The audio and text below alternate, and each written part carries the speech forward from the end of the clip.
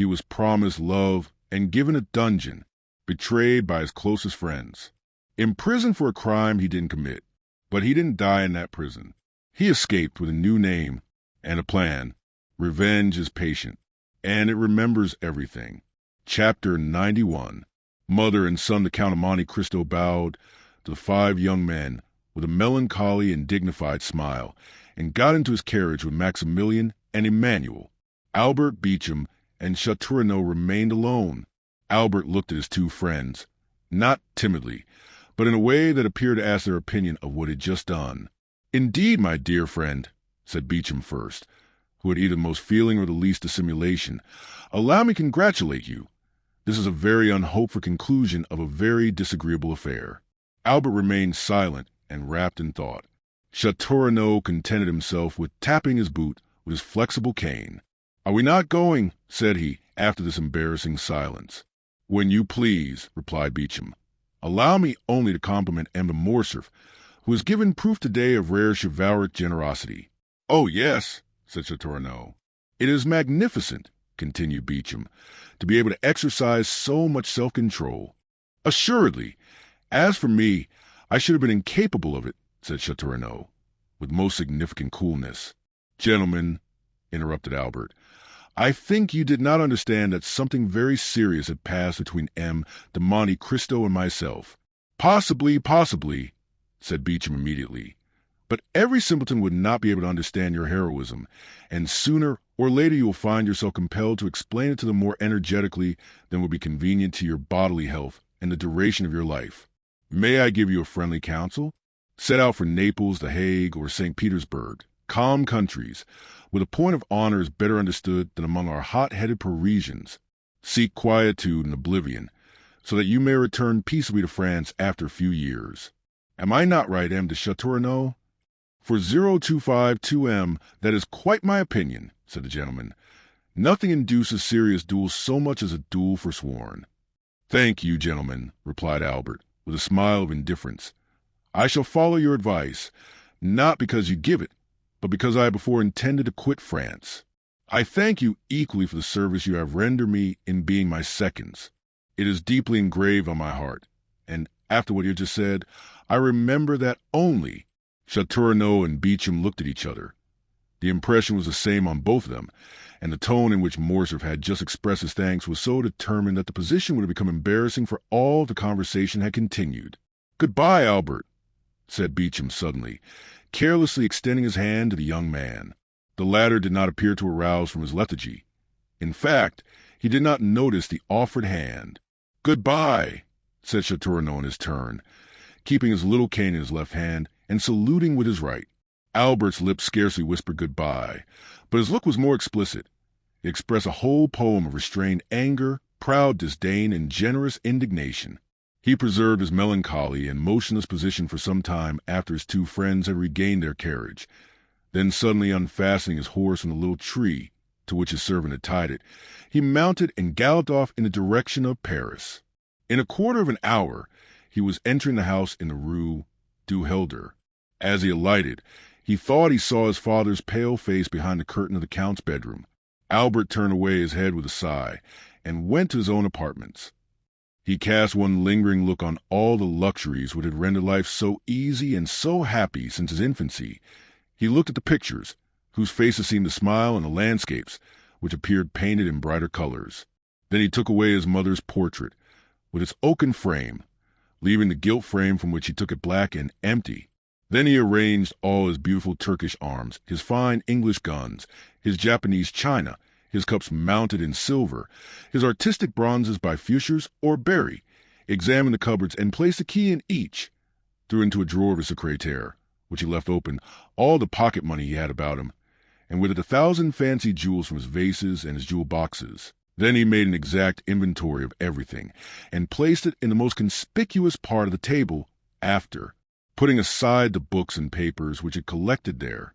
At the beginning of this work, his servant, notwithstanding orders to the contrary, came to his room. "What do you want?" asked he, with a more sorrowful than angry tone. "Pardon me, sir," replied the valet. "You have forbidden me to disturb you, but the Count of Morcerf has called me." "Well," said Albert, I did not like to go to him without first seeing you. Why? Because the Count is doubtless aware that I accompanied you to the meeting this morning. For 0254M, it is probable, said Albert. And since he has sent for me, it is doubtless to question me on what happened there. What must I answer? The truth. Then I shall say the duel did not take place.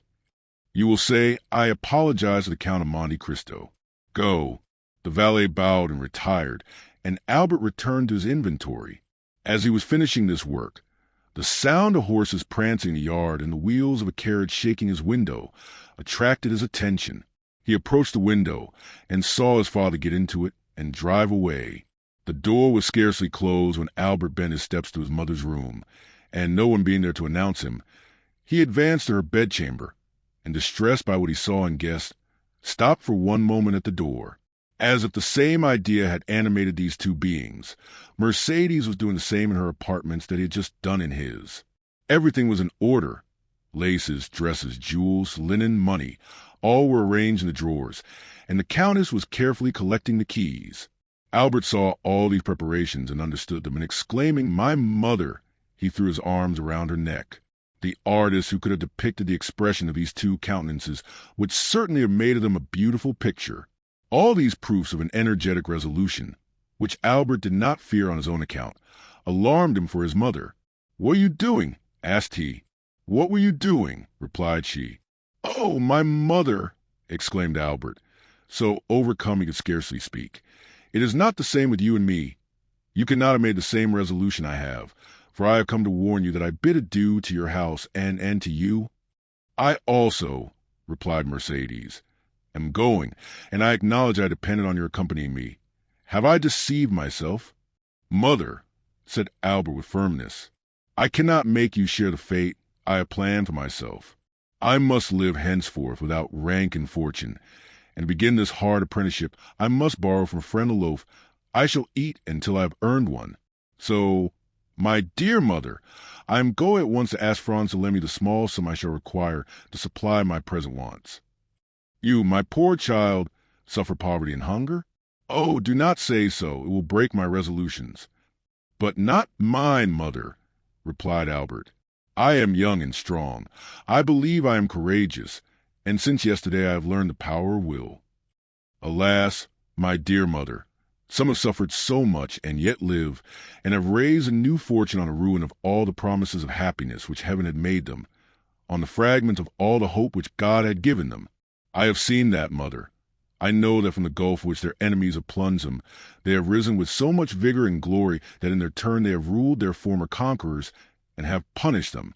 No, mother, from this moment I have done with the past, and accept nothing from it, not even a name, because you can understand that your son cannot bear the name of a man who ought to blush for it before another."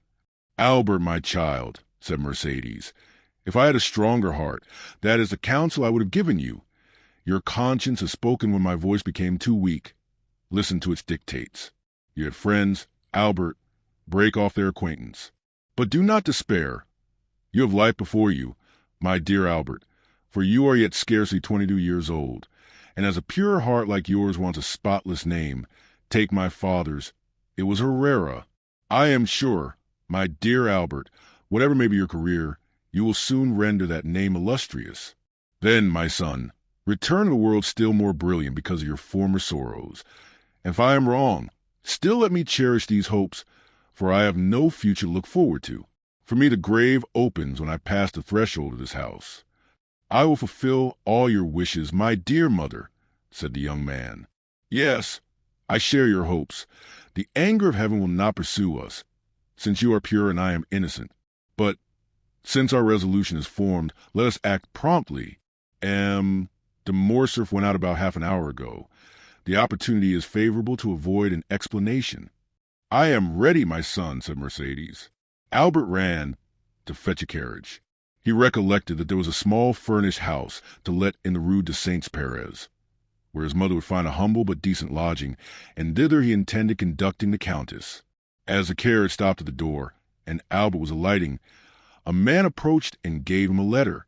Albert recognized the bearer. "From the Count," said Bertuccio. Albert took the letter, opened, and read it, then looked round for Bertuccio, But he was gone. He returned to Mercedes with tears in his eyes and heaving breast, and without uttering a word he gave her the letter. Mercedes read, "Albert, while showing you that I had discovered your plans, I hope also to convince you of my delicacy. You are free. You leave the Count's house, and you take your mother to your home. But reflect, Albert, you owe her more than your poor noble heart can pay her. Keep the struggle for yourself. Bear all the suffering. But spare the trial of poverty which must accompany your first efforts. For she deserves not even the shadow of misfortune which has this day fallen on her, and Providence is not willing that the innocent should suffer for the guilty. I know you are going to leave the Rue du Helder without taking anything with you. Do not seek to know how I discovered it. I know it. That is sufficient. Now listen, Albert. 24 years ago I returned, proud and joyful, to my country.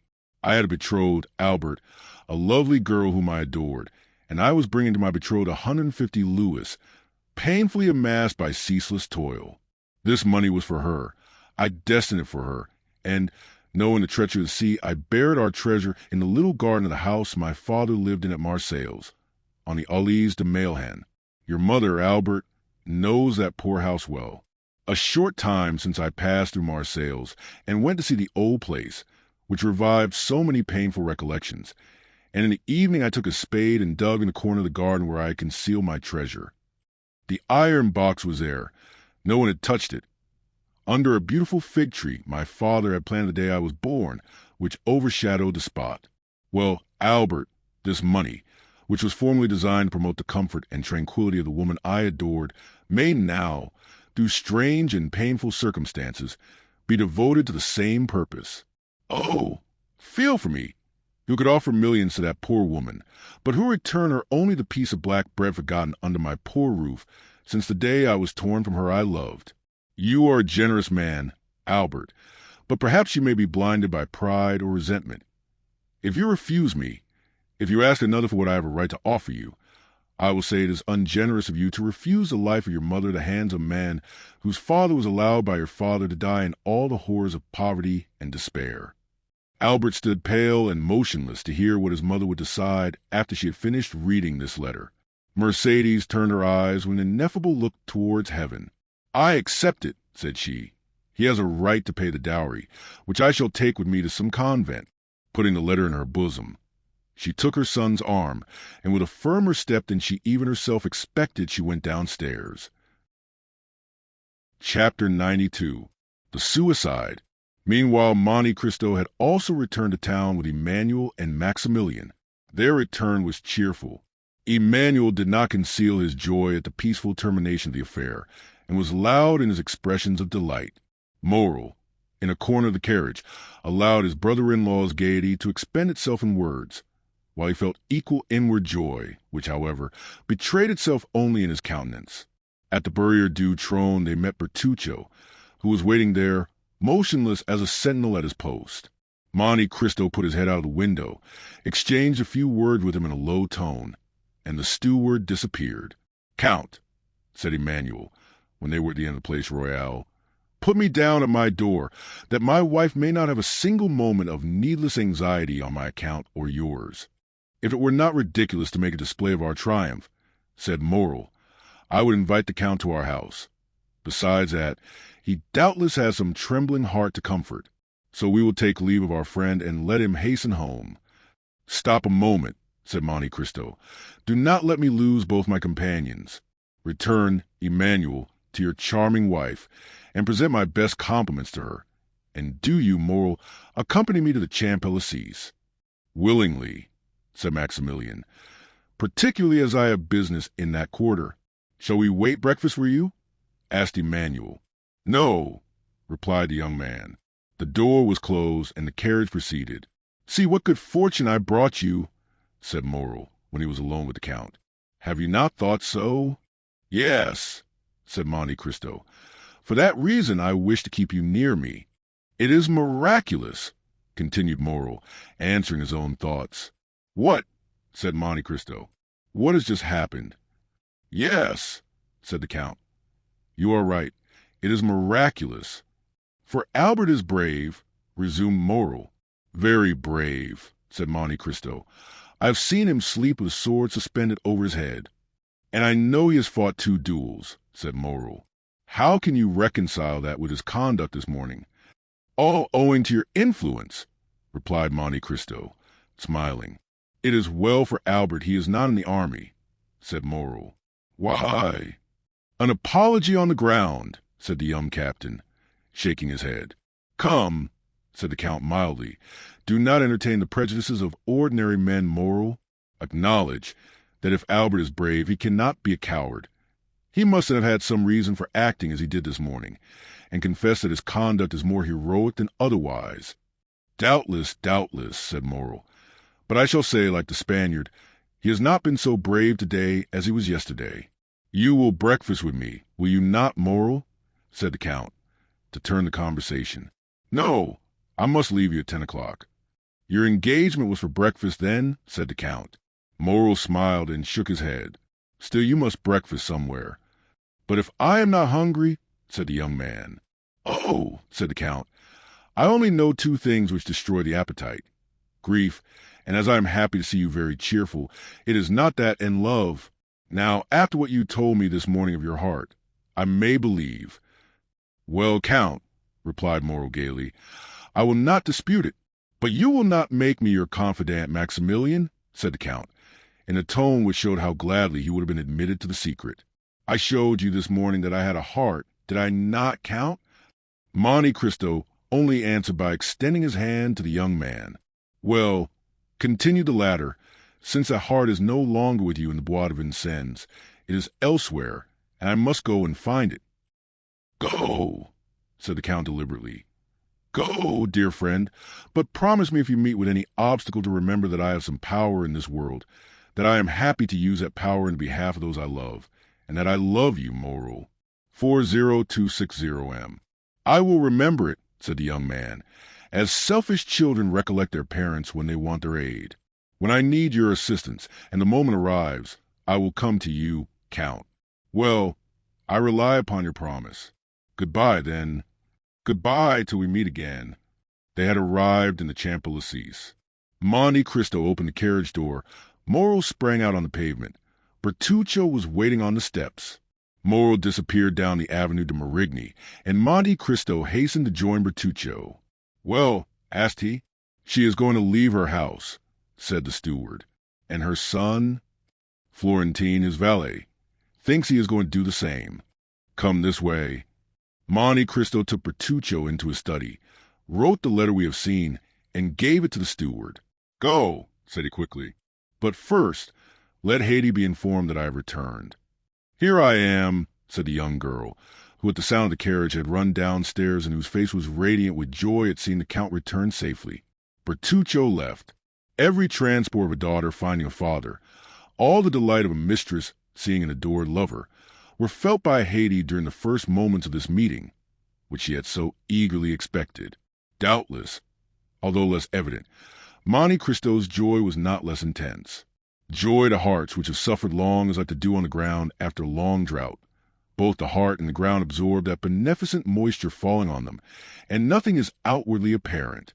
Monte Cristo was beginning to think, what he had not for a long time dared to believe, that there were 2 Mercedes in the world, and he might yet be happy. His eye, elate with happiness, was reading eagerly the tearful gaze of Haydée, when suddenly the door opened. The Count knit his brow. M. de Morcerf, said Baptistin, as if that name sufficed for his excuse. In fact, the Count's face brightened. Which, asked he, the Viscount of the Count? The Count. Oh, exclaimed Haydée, is it not yet over? I know not if it is finished, my beloved child, said Monte Cristo, taking the young girl's hands, but I do know you have nothing more to fear. But it is the wretched. That man cannot injure me, Haydée, said Monte Cristo. It was his son alone that there was cause to fear. And what I have suffered, said the young girl, you shall never know, my lord. Monte Cristo smiled. By my father's tomb, said he, extending his hand over the head of the young girl, I swear to you, Haydée, that if any misfortune happens, it will not be to me. I believe you, my lord, as implicitly as if God had spoken to me, said the young girl, presenting her forehead to him. Monte Cristo pressed on that pure, beautiful forehead a kiss which made two hearts throb at once, the one violently, the other secretly. "Oh," murmured the Count. "Shall I then be permitted to love again?" "Ask M. de Morcerf into the drawing-room," said Baptistin, while he led the beautiful Greek girl to a private staircase. We must explain this visit, which, although expected by Monte Cristo, is unexpected to our readers. While Mercedes, as we have said, was making a similar inventory of her property to Albert's, while she was arranging her jewels, shutting her drawers, collecting her keys, to leave everything in perfect order, she did not perceive a pale and sinister face at a glass door which threw light into the passage, from which everything could be both seen and heard. He who was thus looking, without being heard or seen, probably heard and saw all that passed in Madame de Morcerf's apartments. From that glass door the pale-faced man went to the Count's bedroom and raised with constricted hand the curtain of a window overlooking the courtyard. He remained there 10 minutes, motionless and dumb, listening to the beating of his own heart. For him those 10 minutes were very long. It was then Albert, returning from his meeting with the Count, perceived his father watching for his arrival behind a curtain, and turned aside. The Count's eye expanded. He knew Albert had insulted the Count dreadfully, and that in every country in the world such an insult would lead to a deadly duel. Albert returned safely. Then the Count was revenged. An indescribable ray of joy illumined that wretched countenance like the last ray of the sun before it disappears behind the clouds which bear the aspect, not of a downy couch, but of a tomb. But as we have said, he waited in vain for his son to come to his apartment with the account of his triumph. He easily understood why his son did not come to see him before he went to avenge his father's honor. But when that was done, why did not his son come and throw himself into his arms? It was then, when the Count could not see Albert, that he sent for his servant, who he knew was authorized not to conceal anything from him. 10 minutes afterwards, General Morcerf was seen on the steps in a black coat with military collar, black pantaloons, and black gloves. He had apparently given previous orders, for as he reached the bottom step his carriage came from the coach-house ready for him. The valet threw into the carriage his military cloak, in which 2 swords were wrapped, and, shutting the door, he took his seat by the side of the coachman. The coachman stooped down for his orders. "To the Champs-Élysées," said the general, "the Count of Monte Cristo's. Hurry!" The horses bounded beneath the whip, and in 5 minutes they stopped before the Count's door. De Morcerf opened the door himself, and as the carriage rolled away he passed up the walk, rang, and entered the open door with a servant. A moment afterwards, Baptistin announced the Count of Morcerf to Monte Cristo, and the latter, leading Haydée aside, ordered that Morcerf be asked into the drawing-room. The general was pacing the room the 3rd time when, in turning, he perceived Monte Cristo at the door. "Ah, it is M. de Morcerf," said Monte Cristo quietly. "I thought I had not heard aright." "Yes, it is I," said the Count, whom a frightful contraction of the lips prevented from articulating freely. "May I know the cause which procures me the pleasure of seeing M. de Morcerf so early?" "Had you not a meeting with my son this morning?" asked the general. "I had," replied the Count, "and I know my son had good reasons to wish to fight with you, and to endeavor to kill you." "Yes, sir, he had very good ones, but you see that in spite of them he has not killed me, and did not even fight. Yet he considered you the cause of his father's dishonor, the cause of the fearful ruin which has fallen on my house." "It is true, sir," said Monte Cristo with his dreadful calmness. "A secondary cause, but not the principal. Doubtless you made, then, some apology or explanation?" "I explained nothing, and it is he who apologized to me. But to what do you attribute this conduct?" "To the conviction, probably, that there was one more guilty than I." "And who was that?" "His father." "That may be," said the Count, turning pale. "But you know the guilty do not like to find themselves convicted." "I know it, and I expected this result." "You expected my son to be a coward?" cried the Count. Albert de Morcerf is no coward," said Monte Cristo. "A man who holds a sword in his hand, and sees a mortal enemy within reach of that sword, and does not fight, is a coward. Why is he not here that I may tell him so?" "Sir," replied Monte Cristo coldly, "I did not expect that you had come here to relate to me your little family affairs. Go and tell him Albert that, and he may know what to answer you." "Oh, no, no," said the general, smiling faintly. "I did not come for that purpose. You are right. I came to tell you that I also look upon you as my enemy. I came to tell you that I hate you instinctively, that it seems as if I had always known you and always hated you. And in short, since the young people of the present day will not fight, it remains for us to do so. Do you think so, sir?" "Certainly. And when I told you I have foreseen the result, it is the honor of your visit I alluded to. So much the better. Are you prepared?" "Yes, sir." "You know that we shall fight till one of us is dead," said the general, whose teeth were clenched with rage. 40262M. "Until one of us dies," repeated Monte Cristo, moving his head slightly up and down. "Let us start, then. We need no witnesses." "Very true," said Monte Cristo. "It is unnecessary. We know each other so well." "On the contrary," said the Count, "we know so little of each other." "Indeed?" said Monte Cristo, with the same indomitable coolness. "Let us see. Are you not the soldier Fernand, who deserted on the eve of the Battle of Waterloo? Are you not the Lieutenant Fernand, who served as guide and spy to the French army in Spain? Are you not the Captain Fernand who betrayed, sold, and murdered his benefactor, Ali? And have not all these Fernands united made Lieutenant General the Count of Morcerf, of France?" "Oh!" cried the general, as if branded with a hot iron. "Wretch! To reproach me with my shame when about perhaps to kill me! No, I did not say I was a stranger to you. I know well, demon, that you have penetrated into the darkness of the past, and that you have read, by the light of what torch I know not, every page of my life.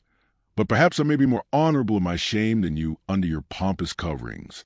No, no, I am aware you know me, but I know you only as an adventurer sewn up in gold and jewelry. You call yourself in Paris the Count of Monte Cristo, in Italy Sinbad the Sailor, in Malta I forget what, but it is your real name I want to know, in the midst of your 100 names, that I may pronounce it when we meet to fight, at the moment when I plunge my sword through your heart." The Count of Monte Cristo turned dreadfully pale. His eyes seemed to burn with devouring fire. He leaped toward the dressing-room near his bedroom, and in less than a moment, tearing off his cravat, his coat, and waistcoat, he put on a sailor's jacket and hat, from beneath which rolled his long black hair.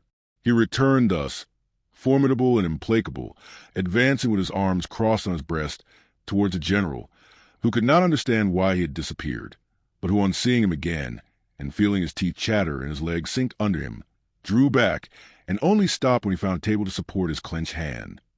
"Fernand," cried he, "of my 100 names I need only tell you one, to overwhelm you, but you guess it now, do you not? Or, rather, you remember it?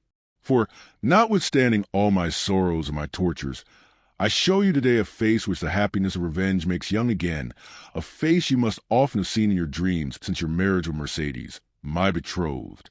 40268M. The general, with his head thrown back, hands extended, gaze fixed, looked silently at this dreadful apparition.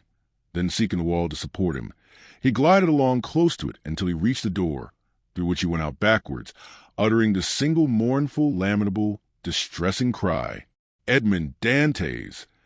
Then, with sighs which were unlike any human sound, he dragged himself to the door, reeled across the courtyard, and, falling into the arms of his valet, he said in a voice scarcely intelligible, "Home, home."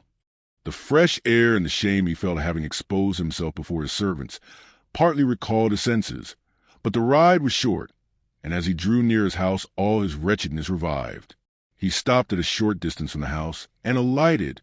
The door was wide open. A hackney coach was standing in the middle of the yard, a strange sight before so noble a mansion.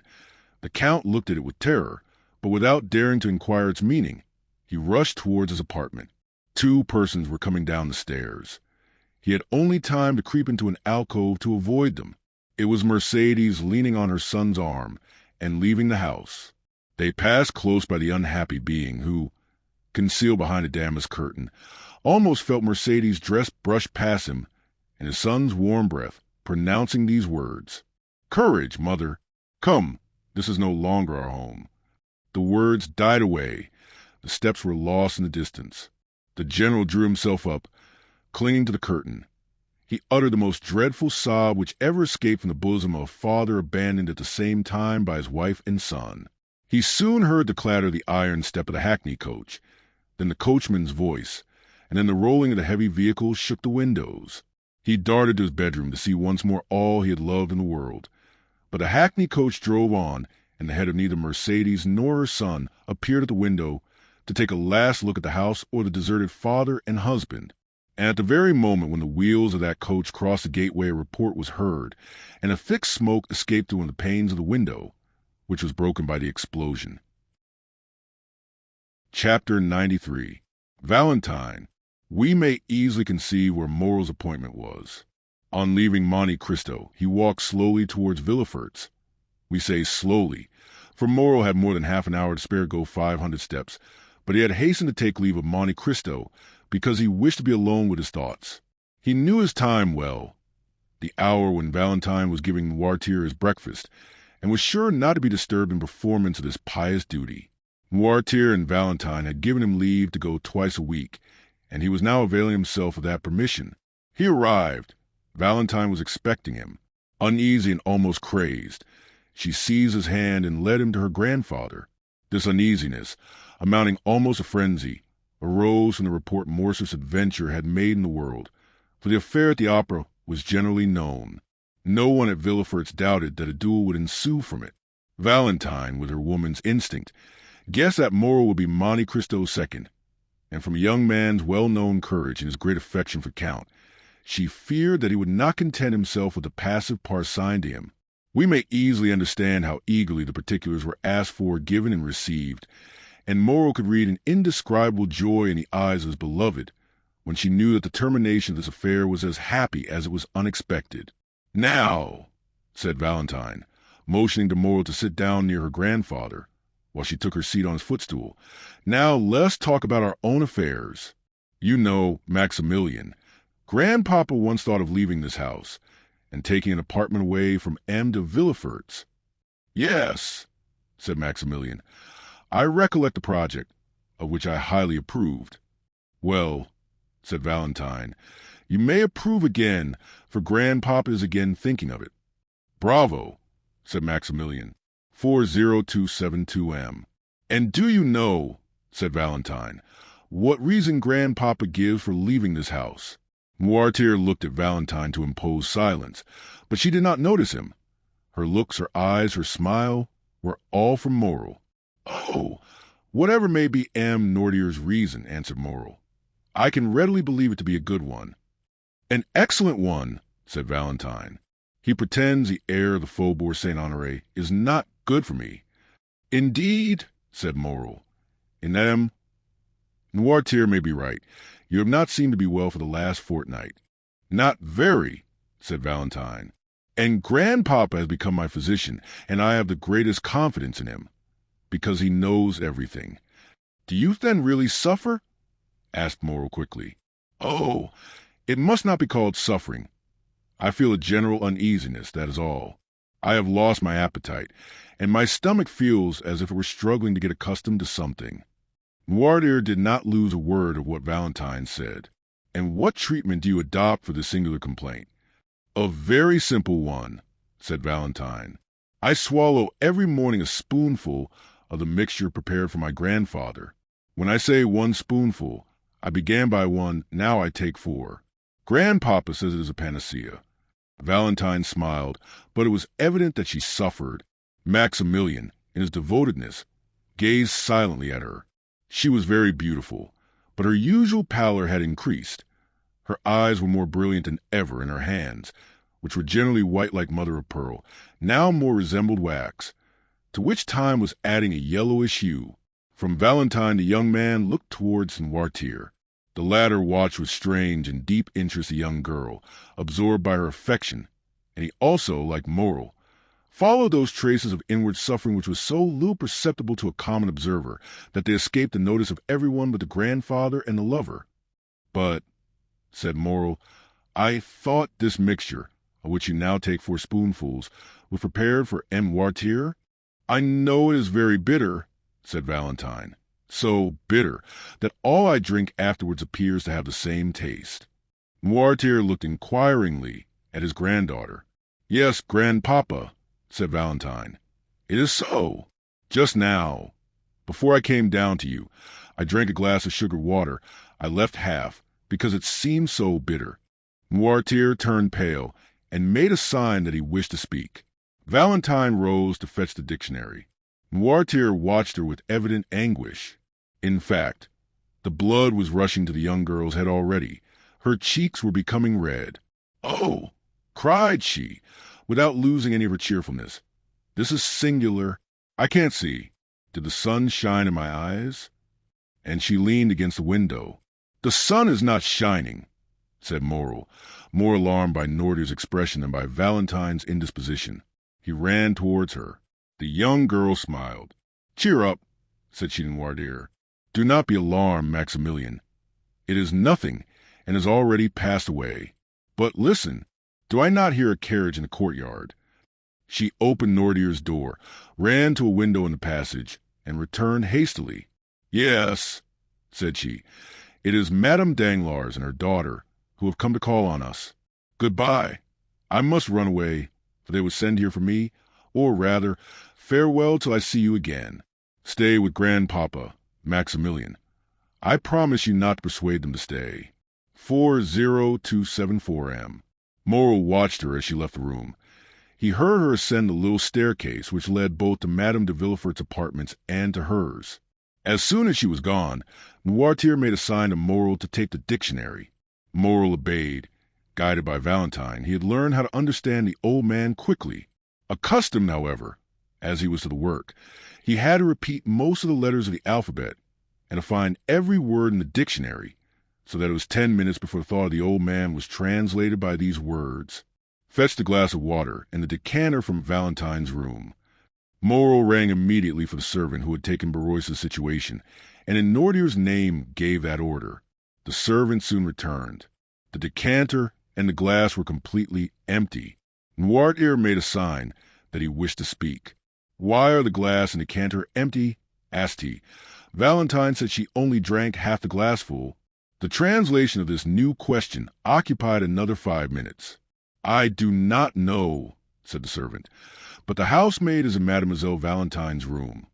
Perhaps she has emptied them."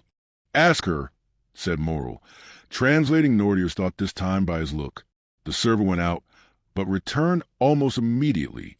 "Mademoiselle Valentine passed through the room to go to Madame de Villefort's," said he, "and in passing, as she was thirsty, she drank what remained in the glass.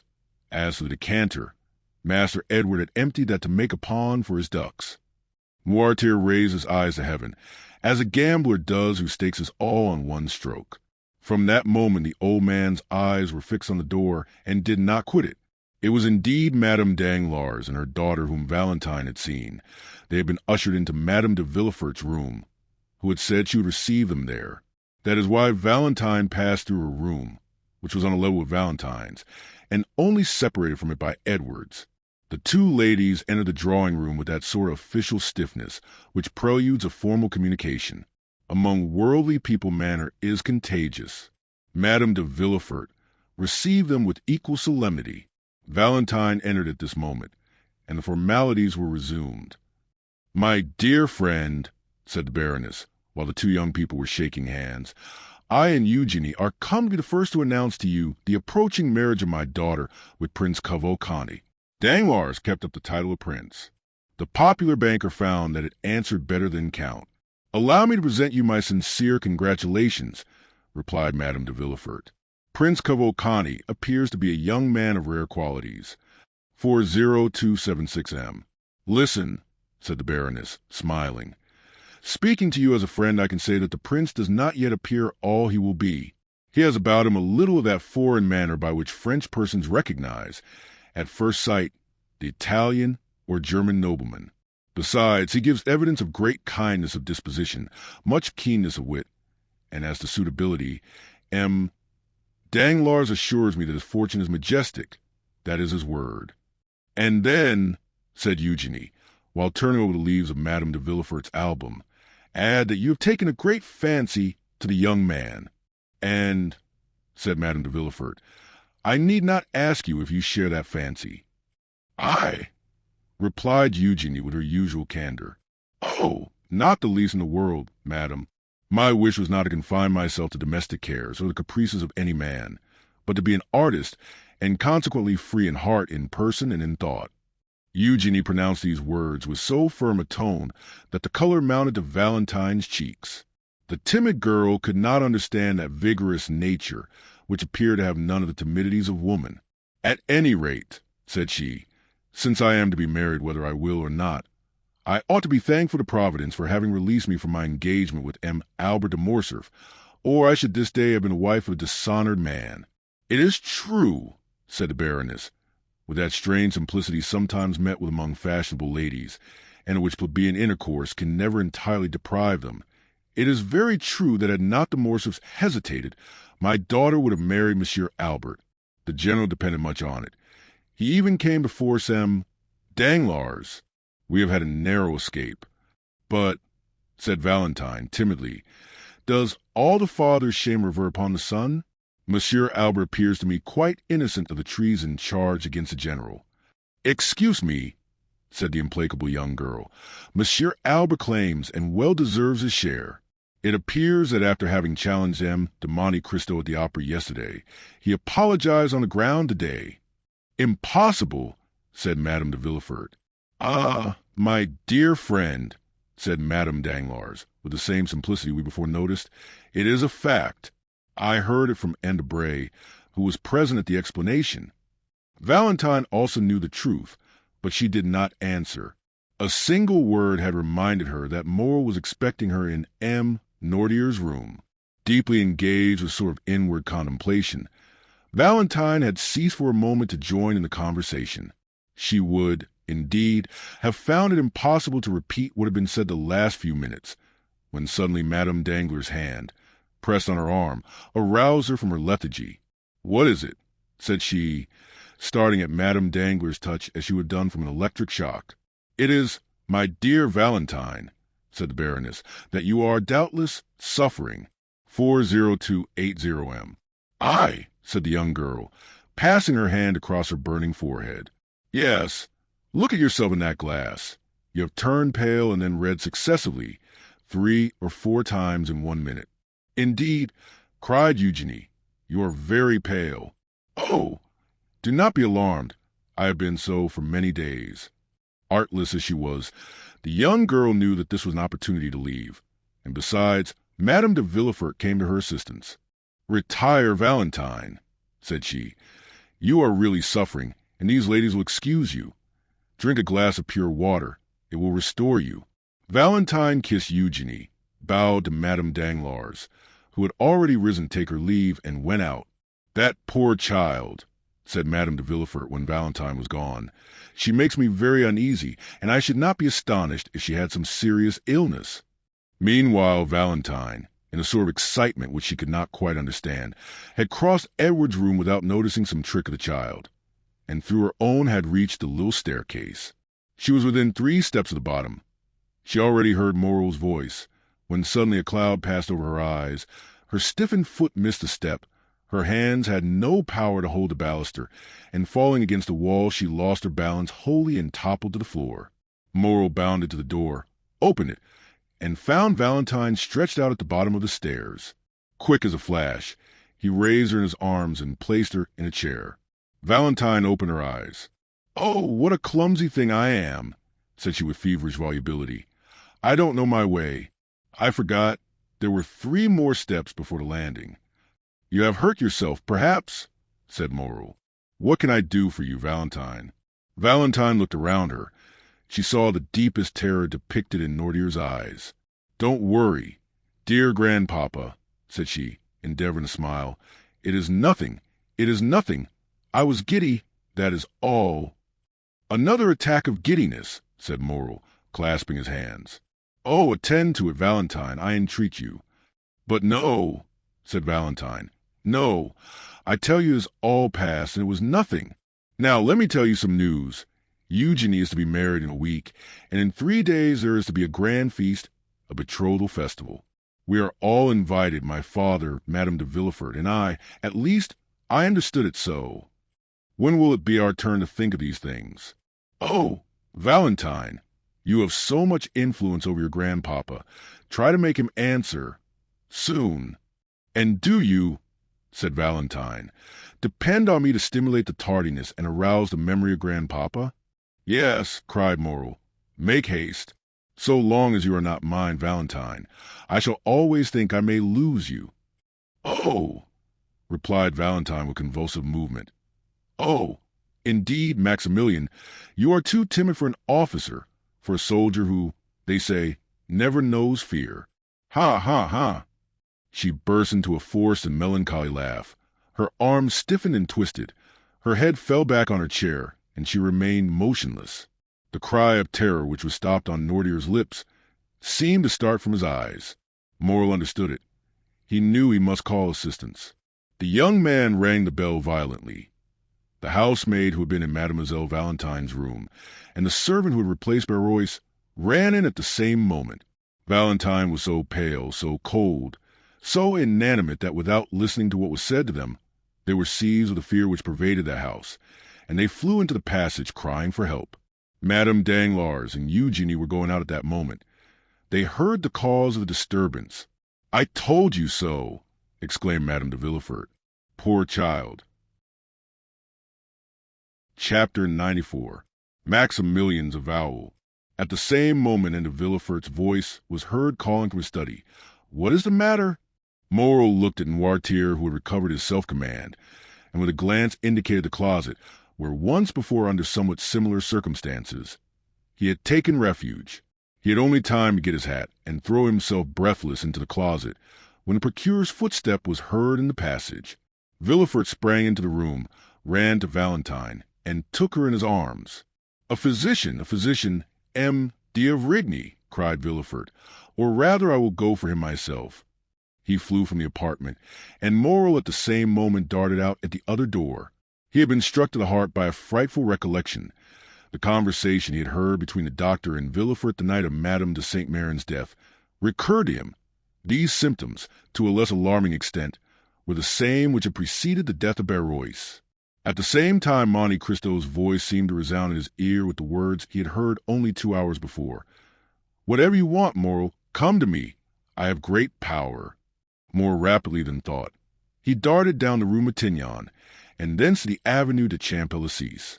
Meanwhile, de Villefort arrived in a hired cabriolet at M. d'Avrigny's door. He rang so violently that the porter was alarmed. Villefort ran upstairs without saying a word. The porter knew him and let him pass, only calling to him. In his study, Monsieur Procureur, in his study. Villefort pushed, or rather forced, the door open. "Ah," said the doctor, "is it you?"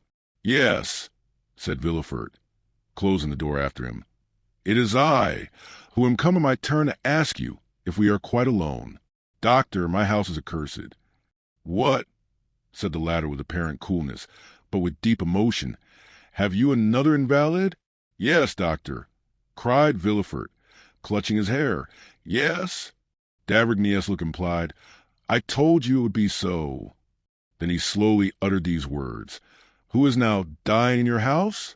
What new victim is going to accuse you of weakness before God?" A mournful sob burst from Villefort's heart. He approached the doctor, and seizing his arm, "Valentine," said he, "it is Valentine's turn. 40284M. "Your daughter!" cried d'Avrigny with grief and surprise. "You see you were deceived," murmured the magistrate. "Come and see her, and on her bed of agony entreat her pardon for having suspected her." "Each time you have applied to me," said the doctor, "it has been too late. Still I will go. But let us make haste, sir. With the enemies you have to do with there is no time to be lost." "Oh, this time! Doctor, you shall not have to reproach me with weakness. This time I will know the assassin, and will pursue him. Let us try first to save the victim before we think of revenging her," said d'Avrigny. "Come." The same cabriolet which had brought Villefort took them back at full speed, and at this moment Morrel rapped at Monte Cristo's door. The Count was in his study, and was reading with an angry look something which Bertuccio had brought in haste. Hearing the name of Morrel, who had left him only 2 hours before, the Count raised his head, arose, and sprang to meet him. "What is the matter, Maximilian?" asked he. "You are pale, and the perspiration rolls from your forehead." Morrel fell into a chair. "Yes," said he, "I came quickly. I wanted to speak to you." "Are all your family well?" asked the Count, with an affectionate benevolence, whose sincerity no one could for a moment doubt. "Thank you, Count, thank you," said the young man, evidently embarrassed how to begin the conversation. "Yes, everyone in my family is well." "So much the better. Yet you have something to tell me," replied the Count with increased anxiety. "Yes," said Morrel, "it is true. I have but now left the house where death has just entered, to run to you." "Are you then come from M. de Morcerf's?" asked Monte Cristo. "No," said Morrel. "Is someone dead in his house?" "The general has just blown his brains out," replied Monte Cristo with great coolness. "Oh, what a dreadful event!" cried Maximilian. "Not for the Countess, or for Albert," said Monte Cristo. "A dead father or husband is better than a dishonored one. Blood washes out shame." "Poor Countess," said Maximilian. "I pity her very much. She is so noble a woman." "Pity Albert also, Maximilian, for believe me, he is the worthy son of the Countess. But let us return to yourself. You have hastened to me. Can I have the happiness of being useful to you? 40286M. Yes, I need your help. That is, I thought like a madman that you could lend me your assistance in a case where God alone can succor me." "Tell me what it is," replied Monte Cristo. "Oh," said Morrel, "I know not, indeed, if I may reveal this secret to mortal ears, but fatality impels me, necessity constrains me, Count." Morrel hesitated. "Do you think I love you?" said Monte Cristo, taking the young man's hand affectionately in his.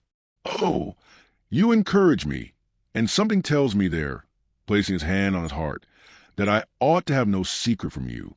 You are right, Morrel. God is speaking to your heart, and your heart speaks to you. Tell me what it says." "Count, will you allow me to send Baptistin to inquire after someone you know? I am at your service, and still more my servant's." "Oh, I cannot live if she is not better. Shall I ring for Baptistin?" "No, I will go and speak to him myself." Morrel went out, called Baptistin, and whispered a few words to him. The valet ran directly. "Well, have you sent?" asked Monte Cristo, seeing Morrel return. "Yes, and now I shall be more calm." "You know I am waiting," said Monte Cristo, smiling. "Yes, and I will tell you. One evening I was in a garden. A clump of trees concealed me. No one suspected I was there. Two persons passed near me. Allow me to conceal their names for present. They were speaking in an undertone, and yet I was so interested in what they said that I did not lose a single word. This is a gloomy introduction, if I may judge from your pallor and shuddering Morrel." "Oh, yes, very gloomy, my friend. Someone had just died in the house to which that garden belonged. One of the persons whose conversation I overheard was the master of the house, the other the physician. The former was confiding to the latter his grief and fear, for it was the second time within a month that death had suddenly and unexpectedly entered that house, which was apparently destined to destruction by some exterminating angel as an object of God's anger." "Ah, indeed?" said Monte Cristo, looking earnestly at the young man, and by an imperceptible movement turning his chair, so that he remained in the shade while the light fell full on Maximilian's face. "Yes," continued Morrel, "death had entered that house twice within 1 month." "And what did the doctor answer?" asked Monte Cristo. He replied that the death was not a natural one, and must be attributed to what? To poison. "Indeed," said Monte Cristo with a slight cough, which in a moment of extreme emotion helped him to disguise a blush, or his pallor, or the intense interest with which he listened. "Indeed, Maximilian, did you hear that?" "Yes, my dear Count, I heard it, and the doctor added that if another death occurred in a similar way he must appeal to justice." Monte Cristo listened, or appeared to do so, with the greatest calmness. "Well," said Maximilian, "death came a third time, and neither the master of the house nor the doctor said a word. Death is now, perhaps, striking a fourth blow. Count, what am I bound to do, being in possession of this secret?" "My dear friend," said Monte Cristo, "you appear to be relating an adventure which we all know by heart. I know the house where you heard it, or one very similar to it. A house with a garden, a master, a physician, and where there have been 3 unexpected and sudden deaths. Well, I have not intercepted your confidence, and yet I know all that as well as you, and I have no conscientious scruples. No, it does not concern me. You say an exterminating angel appears to have devoted the house to God's anger. Well, who says your supposition is not reality? Do not notice things which those whose interest it is to see them pass over. If it is God's justice, instead of his anger, which is walking through that house, Maximilian, turn away your face and let his justice accomplish its purpose. Moreau shuddered. There was something mournful, solemn, and terrible in the Count's manner. Besides, continued he, in so changed a tone that no one would suppose it was the same person speaking. Besides, who says that it will begin again? It has returned, Count, exclaimed Moreau. That is why I hasten to you.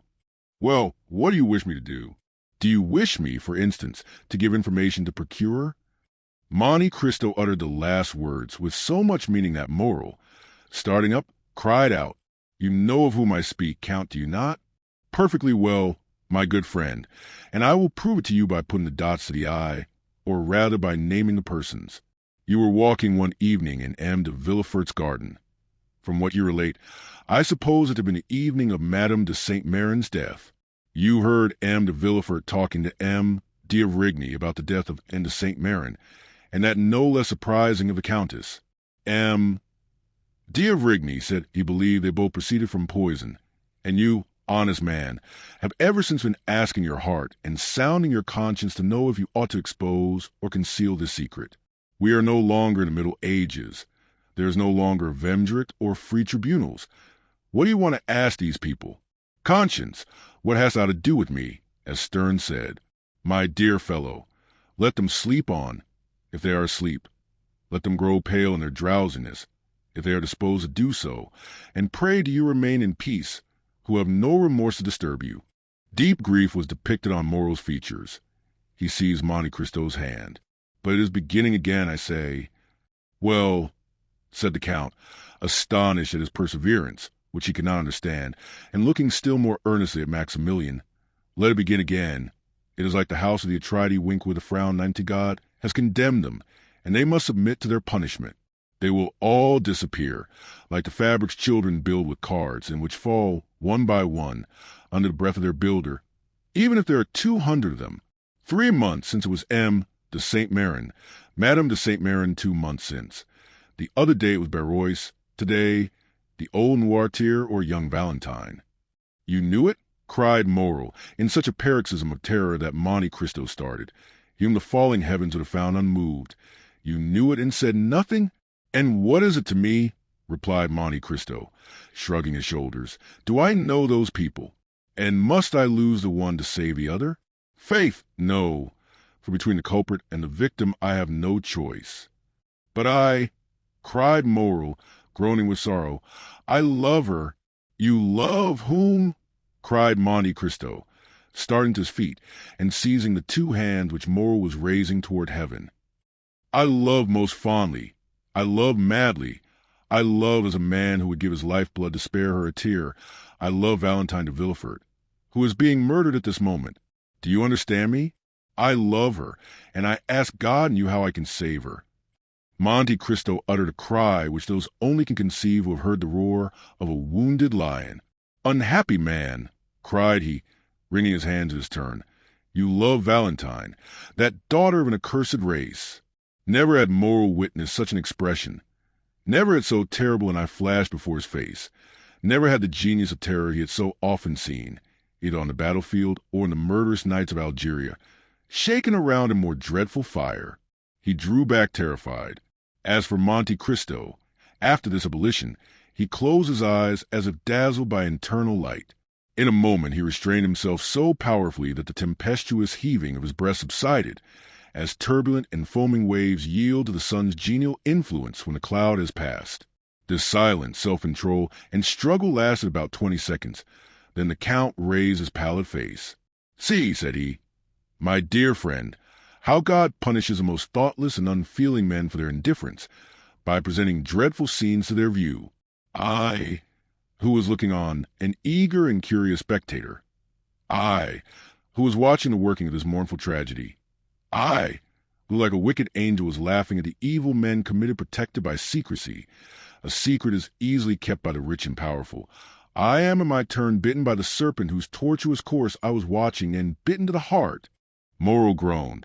Come, come, continued the Count. Complaints are unavailing. Be a man, be strong, be full of hope, for I am here and will watch over you. Moral shook his head sorrowfully. I tell you to hope. Do you understand me? Cried Monte Cristo. Remember that I never uttered a falsehood and am never deceived. It is 12 o'clock, Maximilian. Thank heaven that you came at noon rather than in the evening or tomorrow morning. Listen, Moral, it is noon. If Valentine is not now dead, she will not die. How so? Cried Moral. When I left her dying? Monte Cristo pressed his hands to his forehead. What was passing in that brain, so loaded with dreadful secrets? What does the angel of light or the angel of darkness say to that mind, at once implacable and generous? God only knows. Monte Cristo raised his head once more, and this time he was calm as a child awaking from its sleep. Maximilian, said he, return home. I command you not to stir. Attempt nothing, not to let your countenance betray a thought, and I will send you tidings. Go. Oh, Count, you overwhelm me with that coolness. Have you, then, power against death? Are you superhuman? Are you an angel? And the young man, who had never shrunk from danger, shrank before Monte Cristo with indescribable terror. But Monte Cristo looked at him with so melancholy and sweet a smile that Maximilian felt the tears filling his eyes. I can do much for you, my friend, replied the Count. Go, I must be alone. Moral. Subdued by the extraordinary ascendancy Monte Cristo exercised over everything around him, did not endeavor to resist it. He pressed the Count's hand and left. He stopped one moment at the door for Baptistin, whom he saw in the Rue Matignon, and who was running. Meanwhile, Villefort and D'Avrigny had made all possible haste. Valentine had not revived from her fainting fit on their arrival, and the doctor examined the invalid with all the care the circumstances demanded, and with an interest which the knowledge of the secret intensified twofold. Villefort, closely watching his countenance and his lips, awaited the result of the examination. Noirtier, paler than even a young girl, more eager than Villefort for the decision, was watching also intently and affectionately. At last D'Avrigny slowly uttered these words. She is still alive. Still, cried Villefort. Oh, doctor, what a dreadful word is that. Yes, said the physician, I repeat it. She is still alive, and I am astonished at it. But is she safe? Asked the father. Yes, since she lives. At that moment D'Avrigny's glance met Noirtier's eye. It glistened with such extraordinary joy, so rich and full of thought, that the physician was struck. He placed the young girl again on the chair. Her lips were scarcely discernible.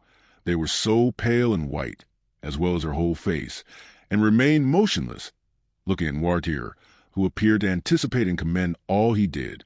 Sir, said D'Avrigny to Villefort, call Mademoiselle Valentine's maid, if you please. Villefort went himself to find her, and D'Avrigny approached Noirtier. Have you something to tell me? Asked he. The old man winked his eyes expressively, which we may remember was his only way of expressing his approval. Privately? Yes. Well, I will remain with you. At this moment Villefort returned, followed by the lady's maid, and after her came Madame de Villefort. What is the matter, then, with this dear child? She has just left me, and she complained of being indisposed, but I did not think seriously of it. The young woman, with tears in her eyes and every mark of affection of a true mother, approached Valentine and took her hand. D'Avrigny continued to look at Noirtier. He saw the eyes of the old man dilate and become round, his cheeks turn pale and tremble. The perspiration stood in drops upon his forehead. Ah, said he, involuntarily following Noirtier's eyes, which were fixed on Madame de Villefort, who repeated, This poor child will be better in bed. Come, Fanny, we will put her to bed. M.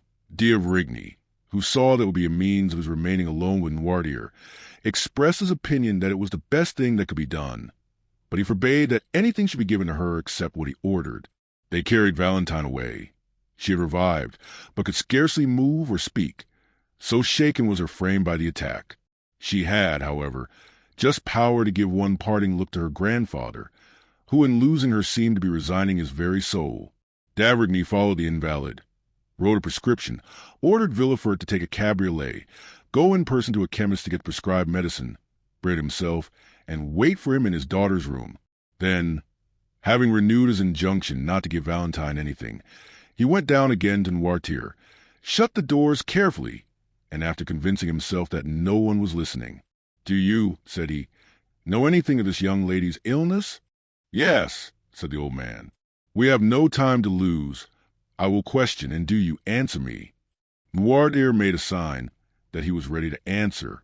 "Did you anticipate the accident which has happened to your granddaughter?" "Yes." D'Avrigny reflected a moment, then approaching Noirtier, "Pardon what I am going to say," added he, "but no indication should be neglected in this terrible situation.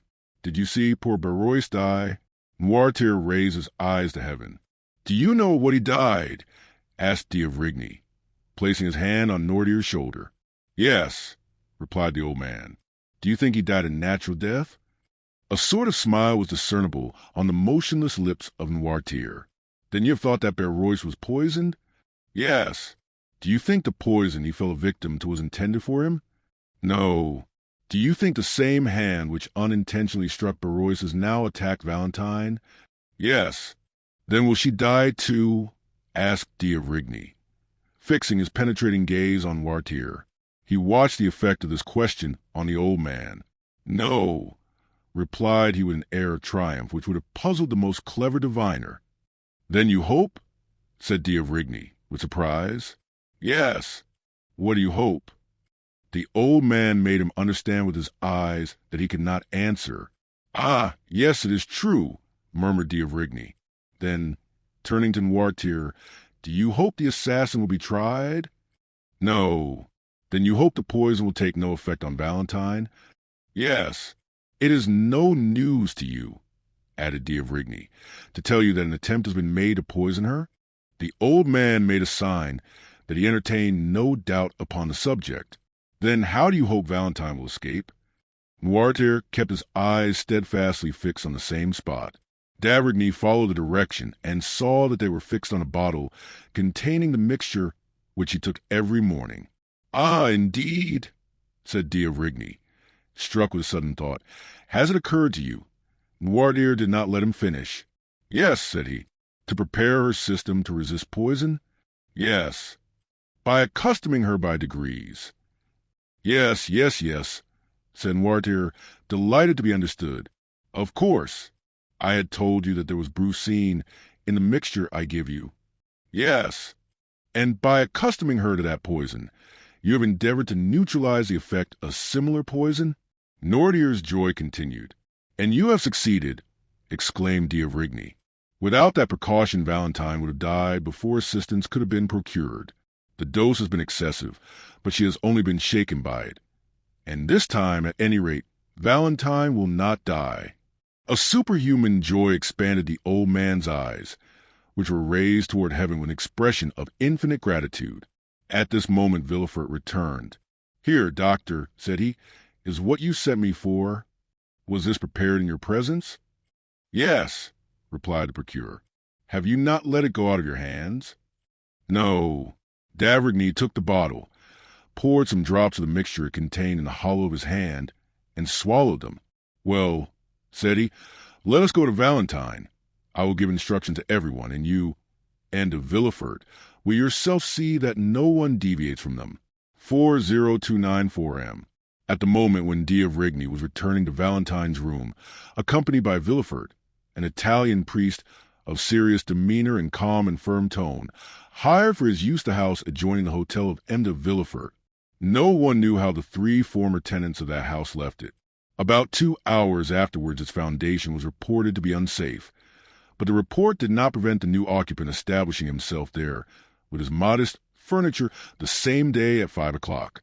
The lease was drawn up for 3, 6, or 9 years by the new tenant, who, according to the rule of the proprietor, paid 6 months in advance. This new tenant, who, as we have said, was an Italian, was called Il Signor Giacomo Busoni. Workmen were immediately called in, and that same night the passengers at the end of the Faubourg saw, with surprise, that carpenters and masons were occupied in repairing the lower part of the tottering house. Chapter 95. Father and Daughter.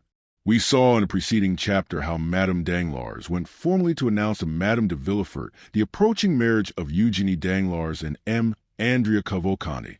This formal announcement, which implied or appeared to imply the approval of all the persons concerned in this momentous affair, had been preceded by a scene to which our readers must be admitted. We begged them to take one step backward and to transport themselves the morning of that day of great catastrophes into the showy, gilded salon we have before shown them, and which was the pride of its owner, Baron Danglars. In this room, at about 10 o'clock in the morning, the banker himself had been walking to and fro for some minutes thoughtfully and in evident uneasiness, watching both doors and listening to every sound. When his patience was exhausted, he called his valet. "Etienne," said he, "see why Mademoiselle Eugenie has asked me to meet her in the drawing-room, and why she makes me wait so long." Having given this vent to his ill humor, the Baron became more calm. Mademoiselle Danglars had that morning requested an interview with her father, and had fixed on the gilded drawing-room as the spot. The singularity of this step, and above all its formality, had not a little surprised the banker, who had immediately obeyed his daughter by repairing first to the drawing-room. Etienne soon returned from his errand.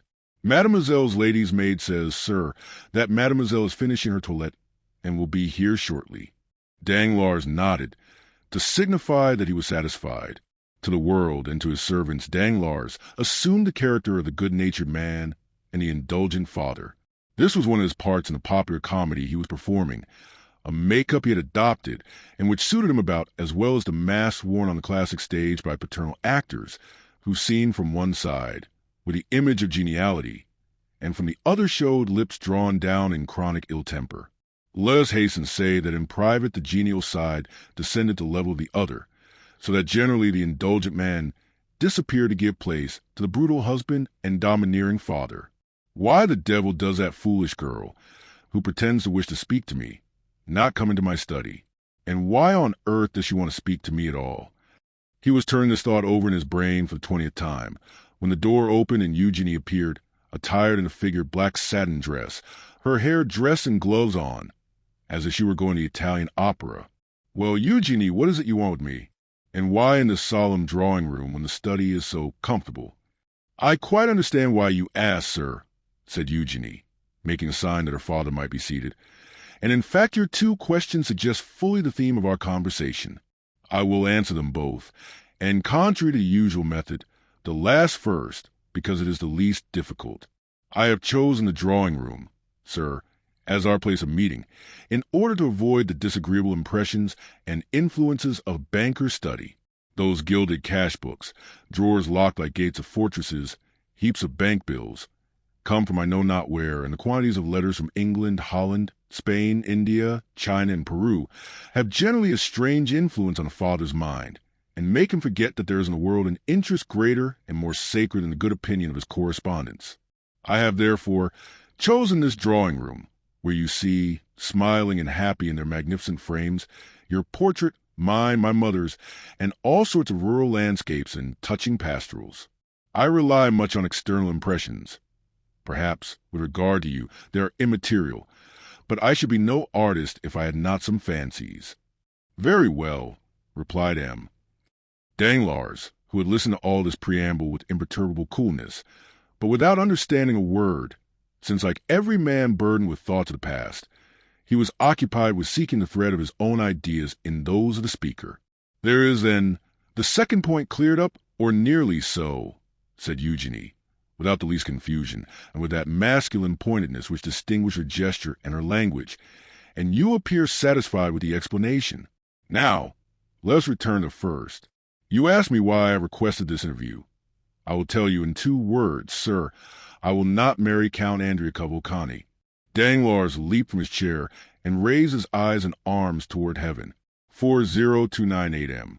"Yes, indeed, sir," continued Eugenie, still quite calm. "You are astonished, I see.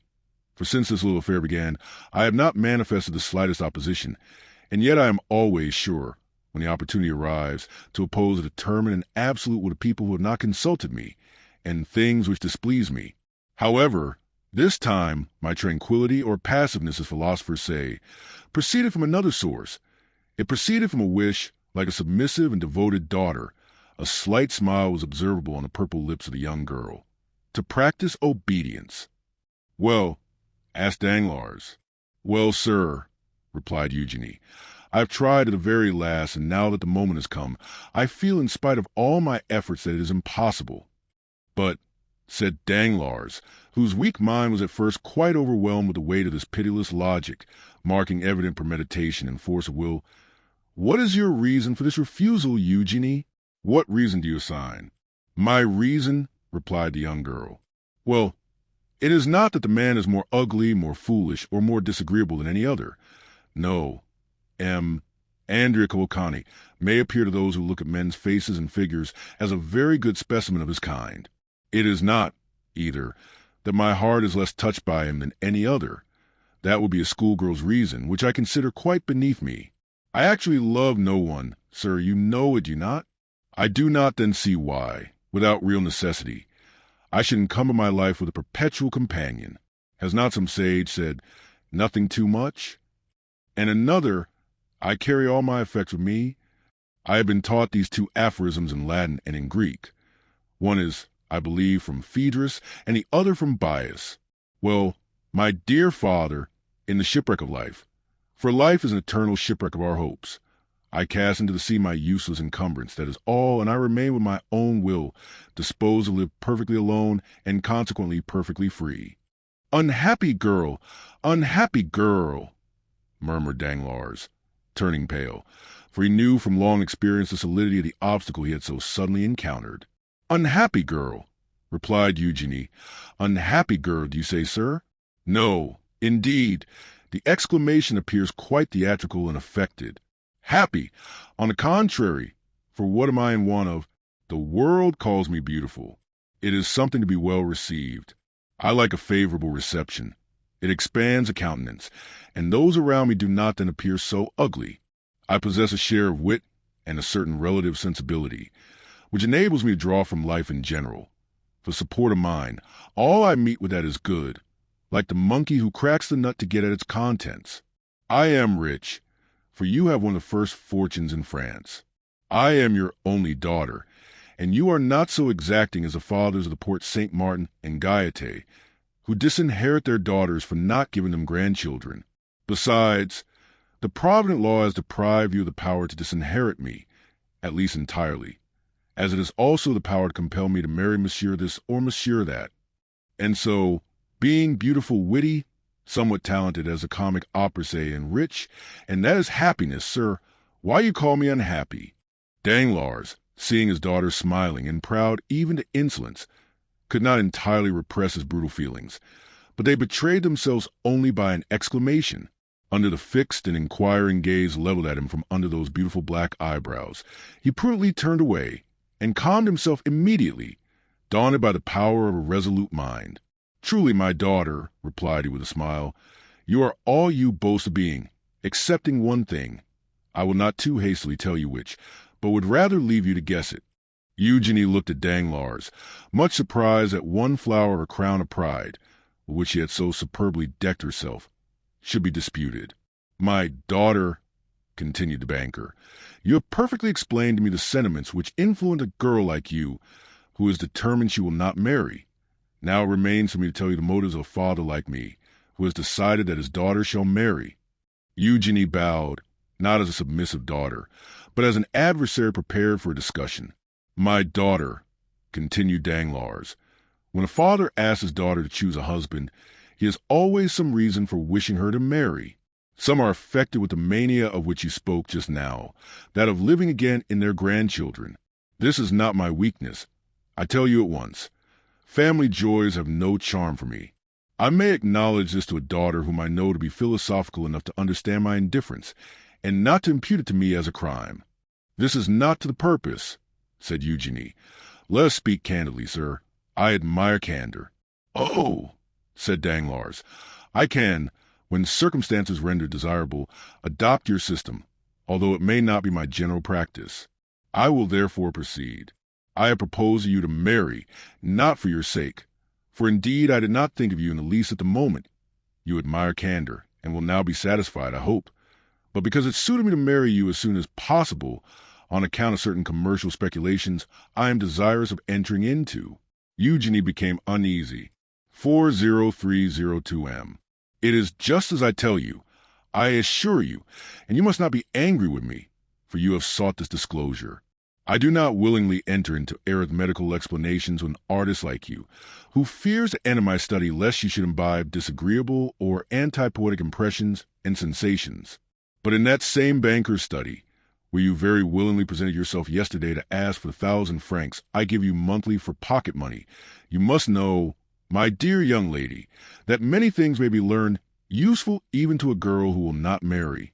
There one may learn, for instance, what, out of regard to your nervous susceptibility, I will inform you of in the drawing room, namely, that the credit of a banker is his physical and moral life, that credit sustains him as breath animates the body, and de Monte Cristo once gave me a lecture on that subject, which I have never forgotten.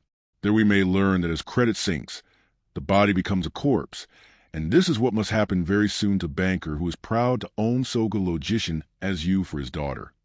But Eugenie, instead of stooping, drew herself up under the blow. Ruined, said she. Exactly, my daughter. That is precisely what I mean, said Danglars, almost digging his nails into his breast, while he preserved on his harsh feature the smile of a heartless though clever man. Ruined. Yes, that is it. Ah, said Eugenie. Yes, ruined. Now it is revealed, this secret so full of horror, as the tragic poet says. Now, my daughter, learn from my lips how you may alleviate this misfortune, so far as it will affect you. Oh, cried Eugenie, you are a bad physiognomist. If you imagine I deplore on my own account the catastrophe of which you warn me. I ruined? And what will that signify to me? Have I not my talent left? Can I not, like Pasta, Malibran, Greasy, acquire for myself what you would never have given me, whatever might have been your fortune, 100 or 150,000 livres per annum, for which I shall be indebted to no one but myself, and which, instead of being given as you gave me those poor 12,000 francs, with sour looks and reproaches for my prodigality, will be accompanied with acclamations, with bravos, and with flowers? And if I do not possess that talent, which your smiles prove to me you doubt, should I not still have that ardent love of independence, which will be a substitute for wealth, and which in my mind supersedes even the instinct of self-preservation? No, I grieve now on my own account. I shall always find a resource. My books, my pencils, my piano, all the things which cost but little and which I shall be able to procure will remain my own. Do you think that I sorrow for Madame Danglars? Undeceive yourself again. Either I am greatly mistaken, or she is provided against the catastrophe which threatens you, and which will pass over without affecting her. She has taken care for herself. At least I hope so, for her attention has not been diverted from her projects by watching over me. She has fostered my independence by professedly indulging my love for liberty. Oh, no, sir. From my childhood I have seen too much, and understood too much, of what has passed around me, for misfortune to have an undue power over me. From my earliest recollections, I have been beloved by no one. So much the worse. That has naturally led me to love no one. So much the better. Now you have my profession of faith. Then, said Danglars, pale with anger, which was not at all due to offended paternal love. Then, mademoiselle, you persist in your determination to accelerate my ruin? Your ruin? I accelerate your ruin? What do you mean? I do not understand you. So much the better. I have a ray of hope left. Listen. I am all attention, said Eugenie, looking so earnestly at her father that it was an effort for the latter to endure her unrelenting gaze. Emma Volcanti, continued Danglars, is about to marry you, and will place in my hands his fortune, amounting to 3,000,000 livres. That is admirable, said Eugenie with sovereign contempt, smoothing her gloves out one upon the other. You think I shall deprive you of those 3,000,000, said Danglars, but do not fear it. They are destined to produce at least 10. I and a brother banker have obtained a grant of railway. the only industrial enterprise which in these days promises to make good the fabulous prospects that law once held out to the eternally deluded Parisians in the fantastic Mississippi scheme. As I look at it, a million-part of a railway is worth fully as much as an acre of wasteland on the banks of the Ohio. We make in our case a deposit on a mortgage, which is an advance, as you see, since we gain at least 10, 15, 20, or 100 livres worth of iron in exchange for our money. Well, within a week I am to deposit 4 millions for my share. The 4 millions, I promise you, will produce 10 or 12. But during my visit to you the day before yesterday, sir, which you appear to recollect so well, replied Eugenie, I saw you arranging a deposit, is not that the term, of 5 millions and a half. You even pointed out to me in 2 drafts on the Treasury, and you were astonished that so valuable a paper did not dazzle my eyes like lightning. Yes, but those 5 millions and a half are not mine, and are only a proof of the great confidence placed in me. My title of popular banker has gained me the confidence of charitable institutions, and the 5 millions and a half belong to them. At any other time I should not have hesitated to make use of them, but the great losses I have recently sustained are well known, and, as I told you, my credit is rather shaken. That deposit may be at any moment withdrawn, and if I had employed it for another purpose, I should bring on me a disgraceful bankruptcy. I do not despise bankruptcies, believe me, but they must be those which enrich, not those which ruin. Now, if you marry M. Cavalcanti and I get the 3 millions, or even if it is thought I am going to get them, my credit will be restored, and my fortune, which for the last month or 2 has been swallowed up in gulfs which have been opened in my path by an inconceivable fatality, will revive. Do you understand me? Perfectly. You pledge me for 3 millions, do you not?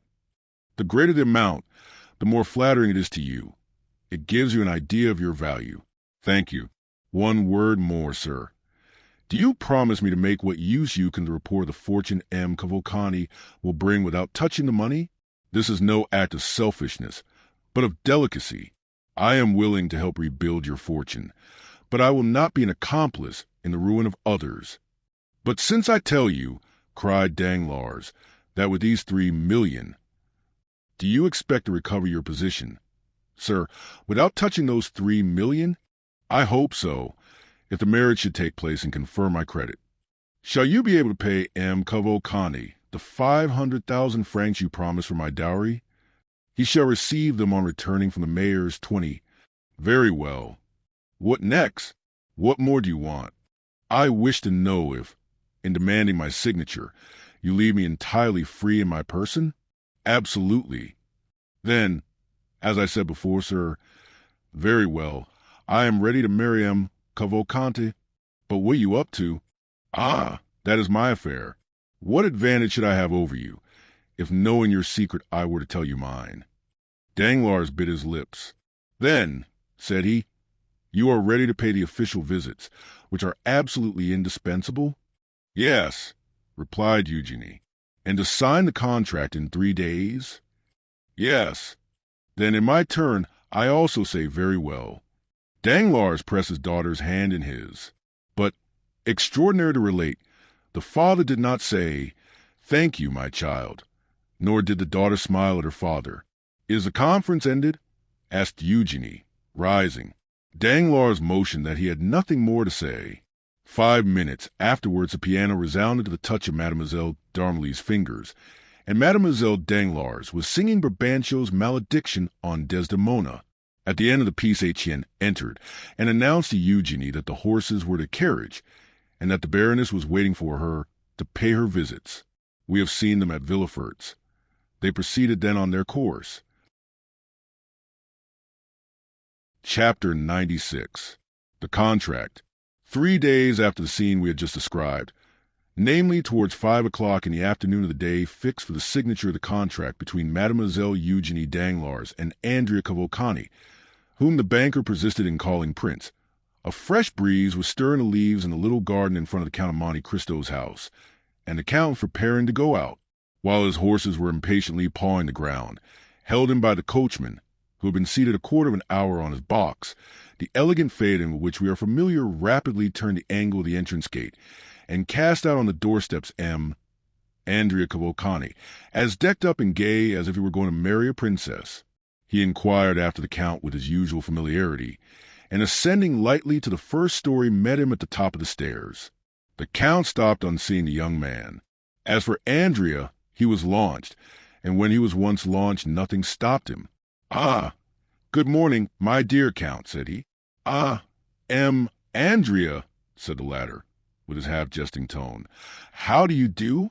"Charmingly, as you see. I am come to talk to you about 1,000 things. But first tell me, were you going out or just returned?" "I was going out, sir." "Then, in order not to hinder you, I will get up with you, if you please, in your carriage, and Tom shall follow with my phaeton in tow." "No," said the Count, with an imperceptible smile of contempt, for he had no wish to be seen in the young man's society. "No, I prefer listening to you here, my dear Andrea. We can chat better indoors, and there is no coachman to overhear our conversation." The Count returned to a small drawing-room on the first floor, sat down, and crossing his legs motioned to the young man to take a seat also. Andrea assumed his gayest manner. "You know, my dear Count," said he, "the ceremony is to take place this evening. At 9 o'clock the contract is to be signed at my father-in-law's." "Ah, indeed," said Monte Cristo. "What, is it news to you? Has not Danglars informed you of the ceremony?" "Oh, yes," said the Count. "I received a letter from him yesterday, but I do not think the hour was mentioned. Possibly my father-in-law trusted to its general notoriety." "Well," said Monte Cristo, "you are fortunate, Cavalcanti. It is a most suitable alliance you are contracting, and Mademoiselle Danglars is a handsome girl." "Yes, indeed she is," replied Cavalcanti in a very modest tone. "Above all, she is very rich. At least, I believe so," said Monte Cristo. "Very rich, do you think?" replied the young man. "Doubtless. It is said Danglars conceals at least half of his fortune." "And he acknowledges 15 or 20 millions," said Andrea with a look sparkling with joy. "Without reckoning," added Monte Cristo, "that he is on the eve of entering into a sort of speculation already in vogue in the United States and in England, but quite novel in France." Yes, I know what you mean. The railway, of which he has obtained a grant, is it not?" "Precisely. It is generally believed he will gain 10 millions by that affair." 10 millions? Do you think so?" "It is magnificent," said Cavalcanti, who was quite confounded at the metallic sound of these golden words. "Without reckoning," replied Monte Cristo, "that all his fortune will come to you, and justly too, since Mademoiselle Danglars is an only daughter. Besides, your own fortune, as your father assured me, is almost equal to that of your betrothed. But enough of money matters. Do you know, Andrea, I think you have managed this affair rather skillfully." "Not badly, by any means," said the young man. "I was born for a diplomatist." "Well, you must become a diplomatist. Diplomacy, you know, is something that is not to be acquired. It is instinctive. Have you lost your heart?" "Indeed, I fear it," replied Andrea, in the tone in which he had heard Durandi or Valier reply to Alceste 21 at the Theatre Francais. "Is your love returned?" "I suppose so," said Andrea with a triumphant smile, "since I am accepted. But I must not forget one grand point, which, that I have been singularly assisted." "Nonsense." "I have, indeed." "By circumstances?" "No, by you." "By me?"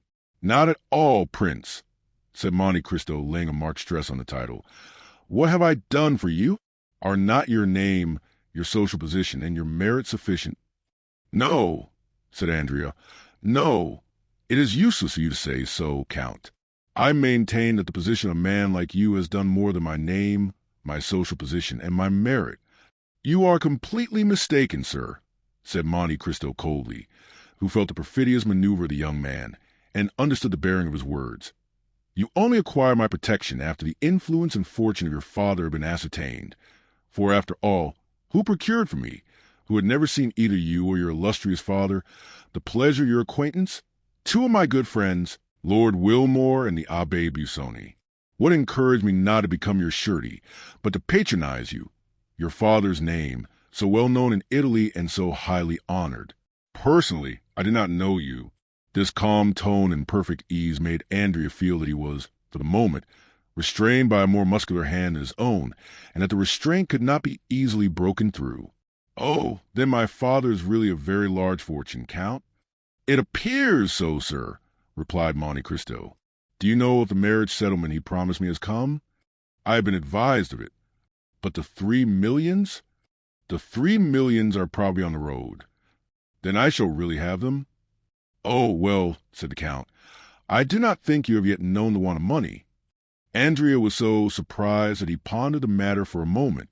Then, arousing from his reverie, "Now, sir, I have one request to make to you, which you will understand, even if it should be disagreeable to you." "Proceed," said Monte Cristo.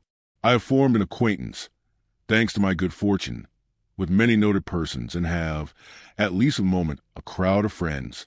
But marrying, as I am about to do, before all Paris, I ought to be supported by an illustrious name, and in the absence of paternal hand some powerful one ought to lead me to the altar.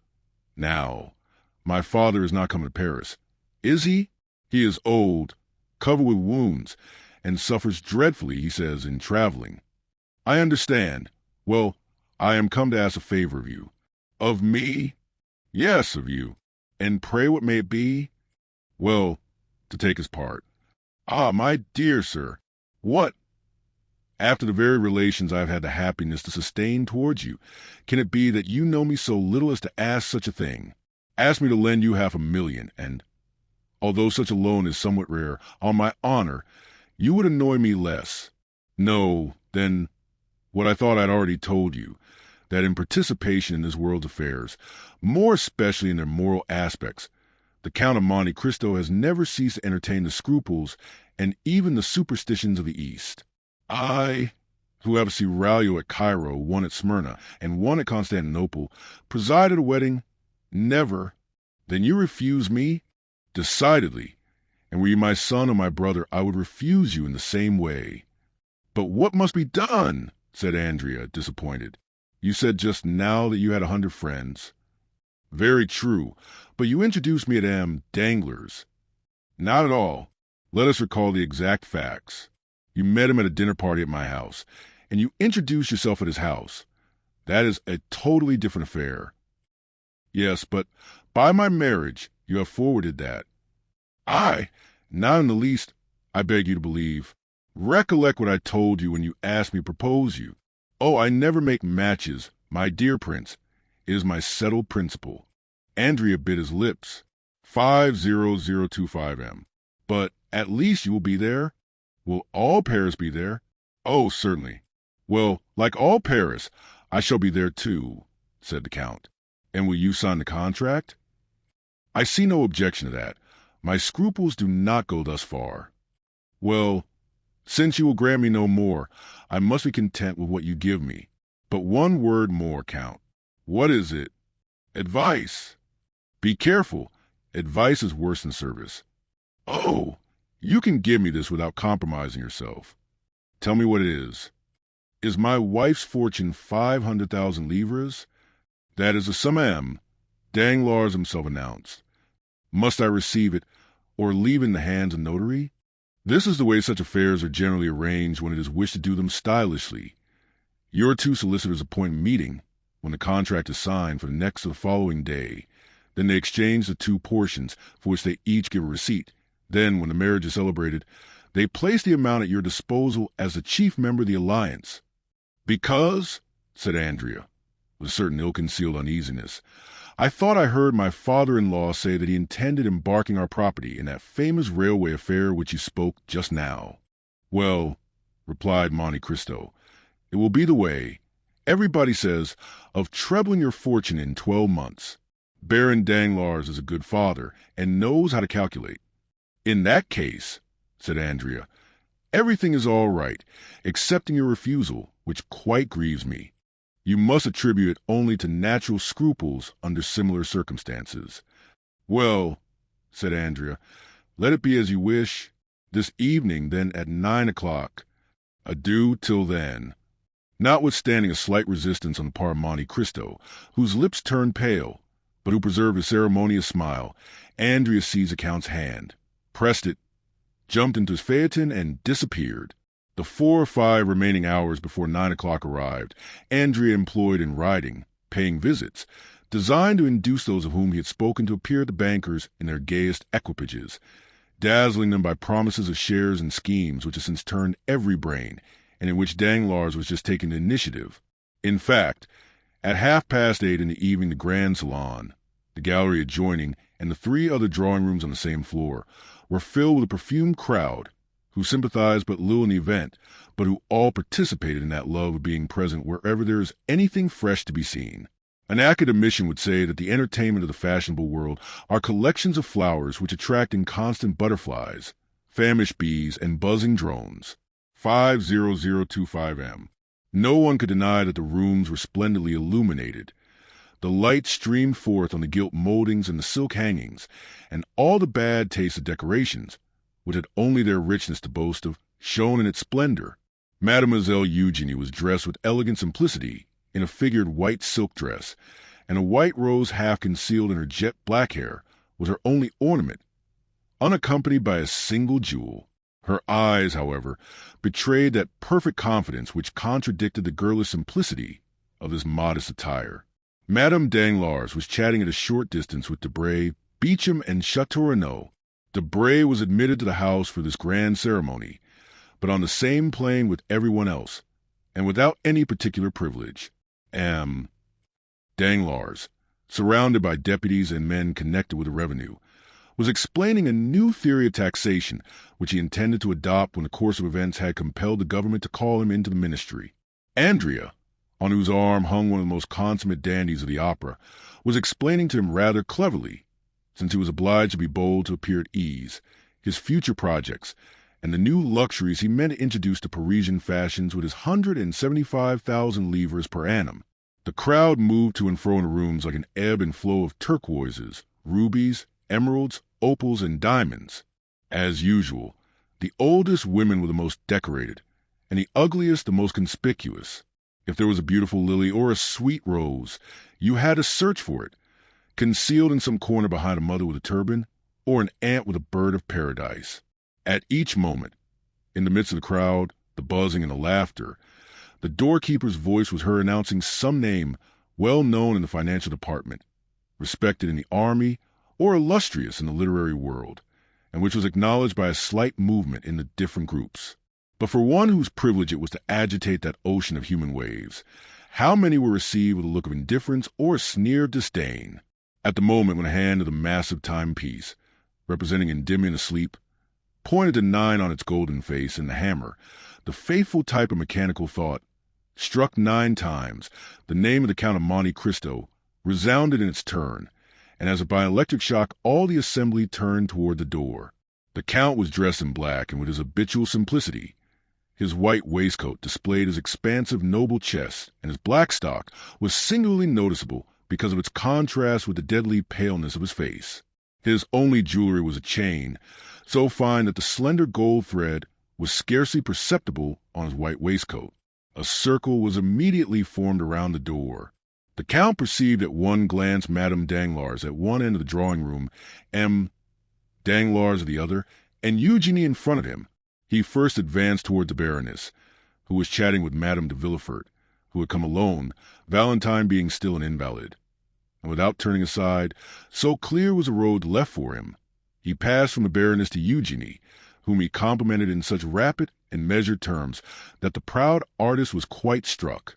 Near her was Mademoiselle Louise d'Armilly, who thanked the Count for the letters of introduction he had so kindly given her for Italy, which he intended immediately to make use of. On leaving these ladies, he found himself with Danglars, who had advanced to meet him. Having accomplished these 3 social duties, Monte Cristo stopped, looking around him with that expression peculiar to a certain class, which seems to say, "I have done my duty, now let others do theirs." Andrea, who was in an adjoining room, had shared in the sensation caused by the arrival of Monte Cristo, and now came forward to pay his respects to the Count. He found him completely surrounded. All were eager to speak to him, as is always the case with those whose words are few and weighty. The solicitors arrived at this moment and arranged their scrawled papers on the velvet cloth, embroidered with gold, which covered the table prepared for the signature. It was a gilt table supported on lion's claws. One of the notaries sat down. The other remained standing. They were about to proceed to the reading of the contract, which half Paris assembled was to sign. All took their places, or rather the ladies formed a circle, while the gentlemen, more indifferent to restraint of what Boileau calls a style énergique, commented on the feverish agitation of Andrea, on M, Danglars' riveted attention, Eugenie's composure, and the light and sprightly manner in which the Baroness treated this important affair. The contract was read during a profound silence, but as soon as it was finished, the buzz was redoubled through all the drawing-rooms. The brilliant sums, the rolling millions which were to be at the command of the two young people, and which crowned the display of the wedding presents and the young lady's diamonds, would have been made in a room entirely appropriated for that purpose, had exercised to the full their delusions over the envious assembly.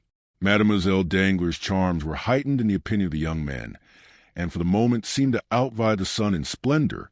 As for the ladies, it is needless to say that while they coveted the millions, they thought they did not need them for themselves, as they were beautiful enough without them. Andrea, surrounded by his friends, complimented, flattered, beginning to believe in the reality of his dream, was almost bewildered. The notary solemnly took the pen, flourished it above his head, and said, "Gentlemen, we are about to sign the contract." The Baron was to sign first, then the representative of M. Cavalcanti, Sr., then the Baroness, afterwards a future couple, as they are styled in the abominable phraseology of legal documents. The Baron took the pen and signed, then the representative. The Baroness approached, leaning on Madame de Villefort's arm. "My dear," said she as she took the pen, "is it not vexatious?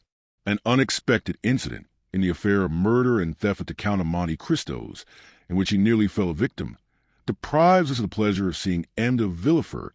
"Indeed," said M. Danglars, in the same tone in which it was said. "Oh, well, what do I care?" "As a matter of fact," said Monte Cristo, approaching, "I am much afraid that I am the involuntary cause of his absence." "What, you, Count?" said Madame Danglars, signing. "If you are, take care, for I shall never forgive you." Andrea pricked up his ears. "But it is not my fault, as I shall endeavor to prove." Everyone listened eagerly. Monte Cristo, who so rarely opened his lips, was about to speak. "You remember," said the Count, during the most profound silence, "that the unhappy wretch who came to rob me died in my house. The supposition is that he was stabbed by his accomplice on attempting to leave it." "Yes," said Danglars. "In order that his wounds might be examined, he was undressed, and his clothes were thrown into a corner, where the police picked them up, with the exception of the waistcoat, which they overlooked." Andrea turned pale and drew toward the door. He saw a cloud rising in the horizon, which appeared to forebode a coming storm. "Well, this waistcoat was discovered today, covered with blood, and with a hole over the heart. The ladies screamed, and 2 or 3 prepared to faint. It was brought to me. No one could guess what the dirty rag could be. I alone suspected that it was the waistcoat of the murdered man.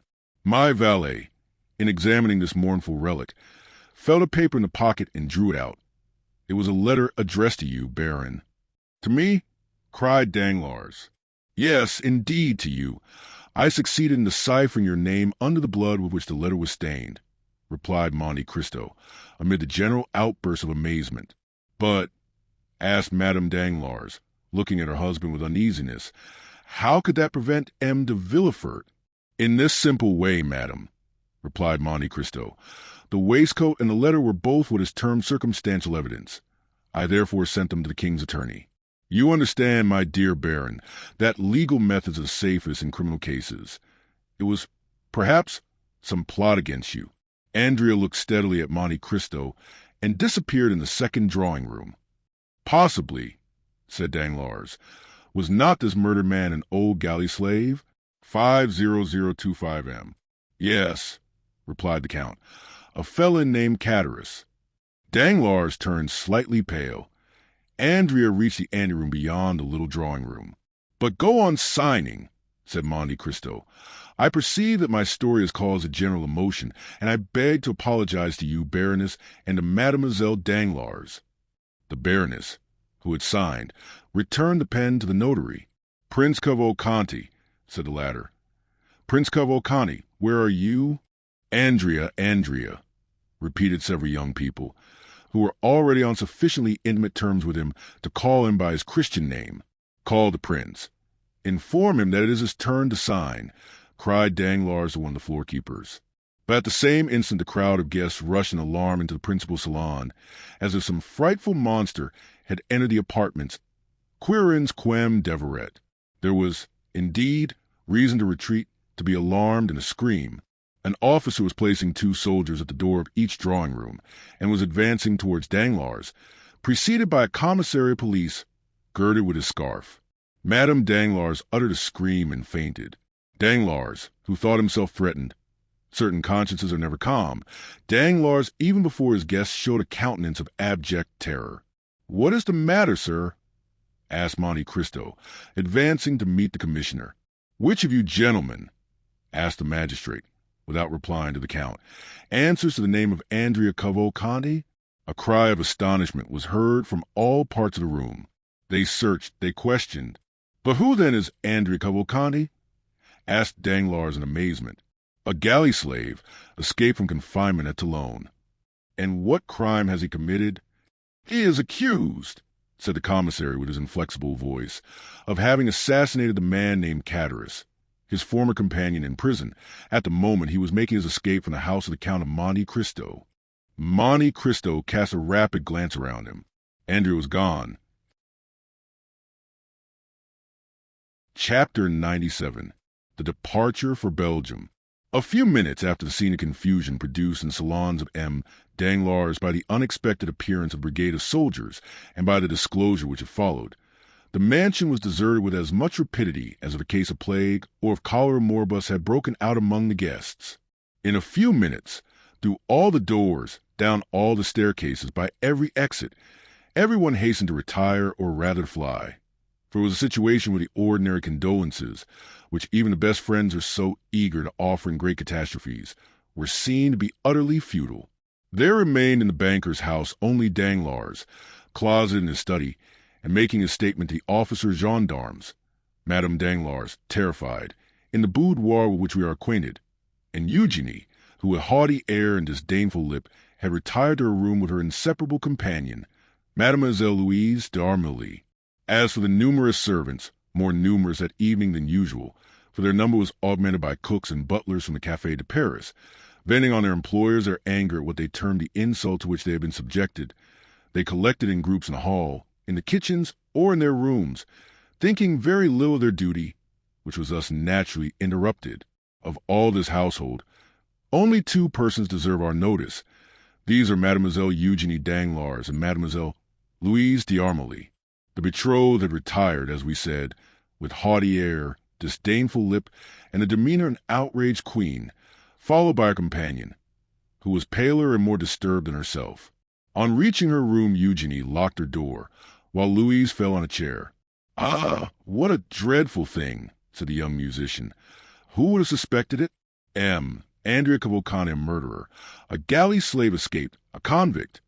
An ironical smile curled the lip of Eugénie. "In truth, I was fated," said she. "I escaped the Morcerf only to fall into the Cavalcanti."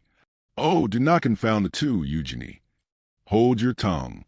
The men are all infamous, and I am happy to be able now to do more than detest them. I despise them." "What shall we do?" asked Louise. "What shall we do?" "Yes." "Why?" "The same we had intended doing 3 days since. Set off." "What?" "Although you are not now going to be married, you intend still." "Listen, Louise.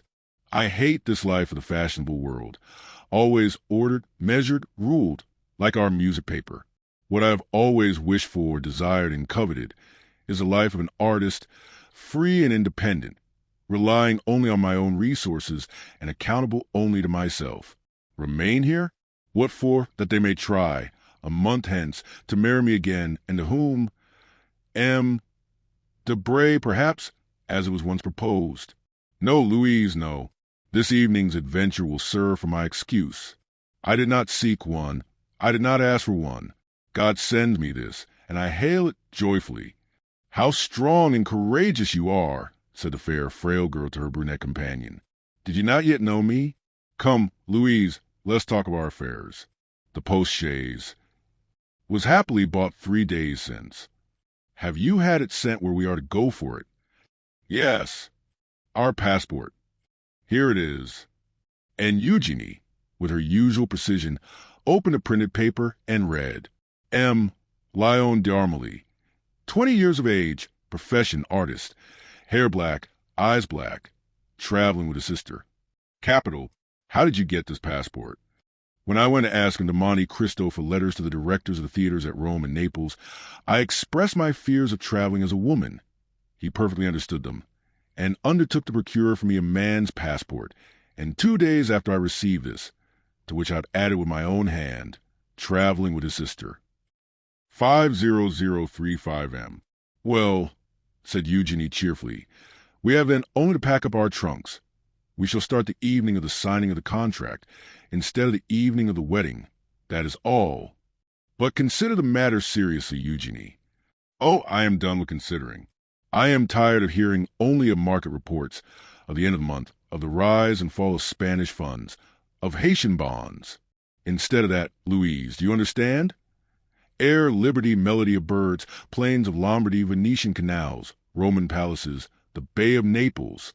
How much have we, Louise? The young girl to whom this question was addressed drew from an inlaid secretaire a small portfolio with a lock, in which she counted 23 banknotes. 23,000 francs, said she, and as much, at least, in pearls, diamonds, and jewels, said Eugenie. We are rich. With 45,000 francs we can live like princesses for 2 years and comfortably for 4, but before 6 months, you with your music and I with my voice, we shall double our capital. Come, you shall take charge of the money, I of the jewel box, so that if one of us had the misfortune to lose her treasure, the other would still have hers left. Now the portmanteau, let us make haste, the portmanteau. Stop, said Louise, going to listen at Madame Danglars' door. What do you fear? That we may be discovered. The door is locked. They may tell us to open it. They may if they like, but we will not. You are a perfect Amazon, Eugenie.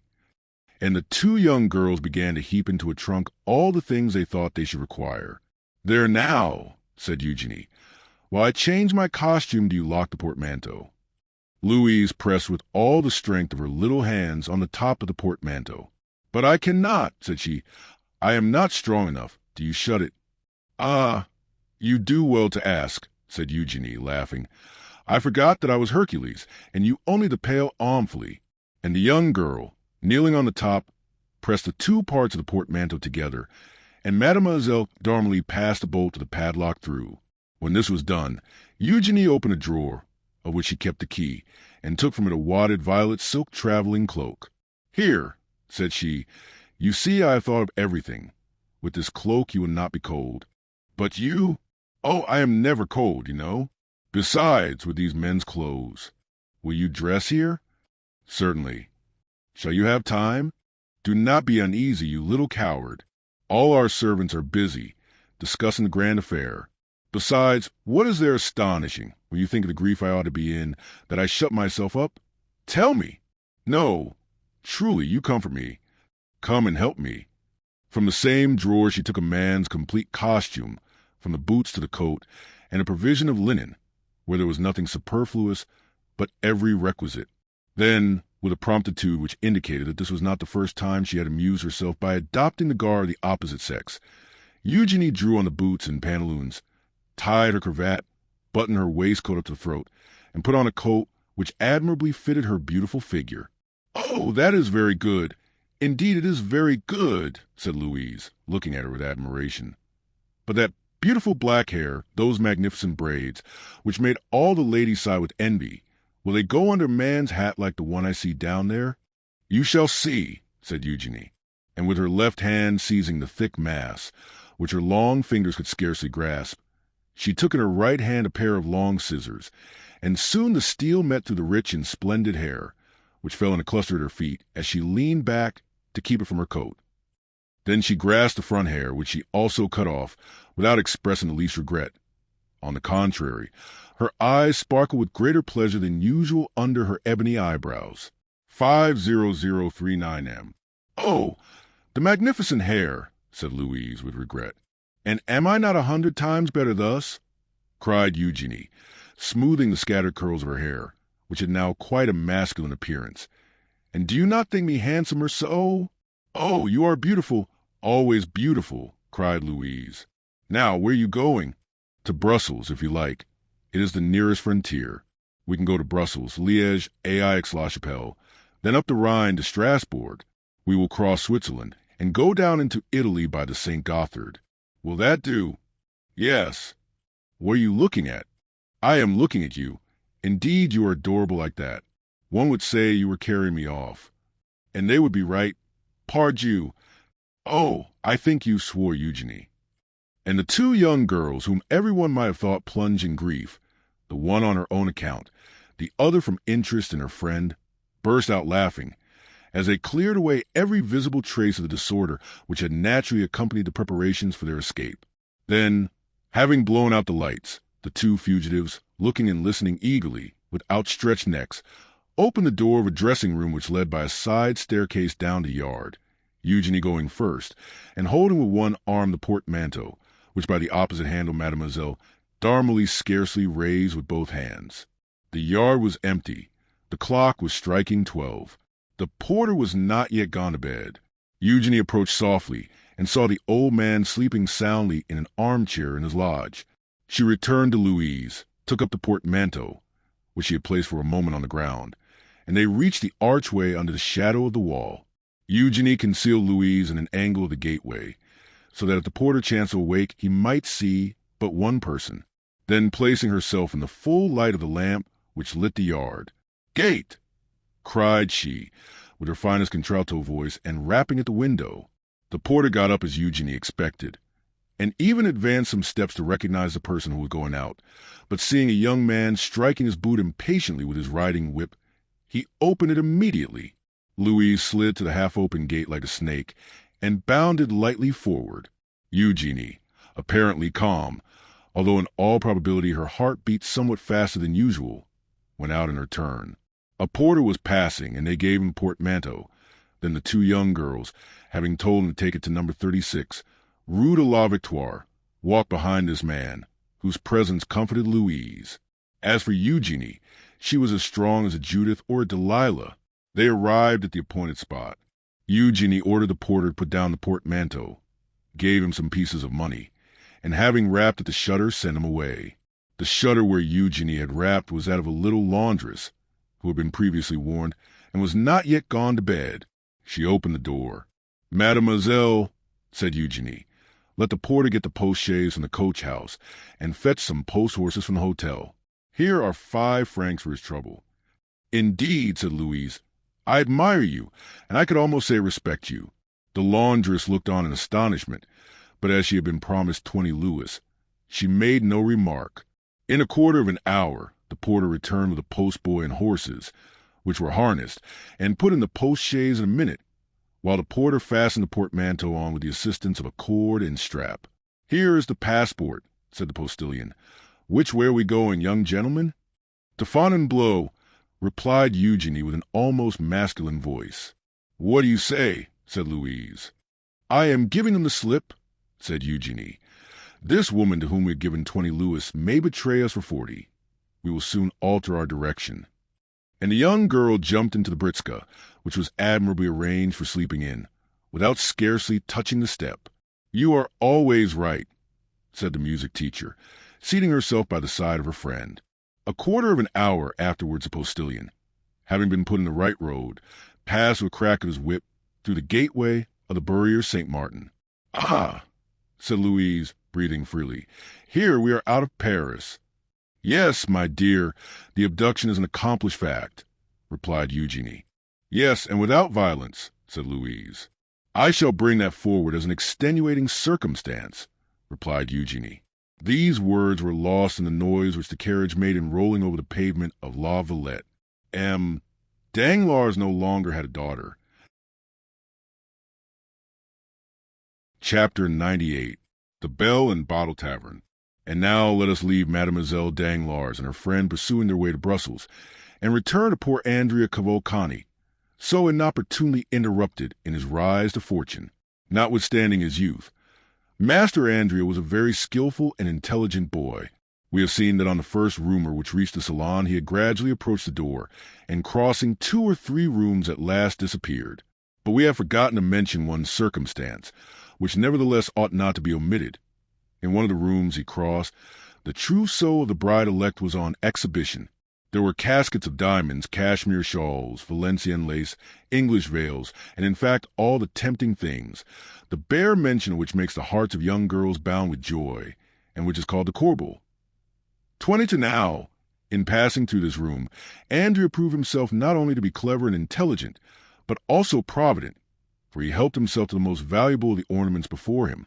Furnished with this plunder, Andrea leaped with a lighter heart from the window, intending to slip through the hands of the gendarmes. Tall and well-proportioned as an ancient gladiator, and muscular as a Spartan, he walked for a quarter of an hour without knowing where to direct his steps, actuated by the sole idea of getting away from the spot where if he lingered he knew that he would surely be taken. Having passed through the Rue du Mont Blanc, guided by the instinct which leads thieves always to take the safest path, he found himself at the end of the Rue Lafayette. There he stopped, breathless and panting. He was quite alone. On one side was a vast wilderness of the St. Lazare, on the other, Paris enshrouded in darkness. "Am I to be captured?" he cried. "No, not if I can use more activity than my enemies.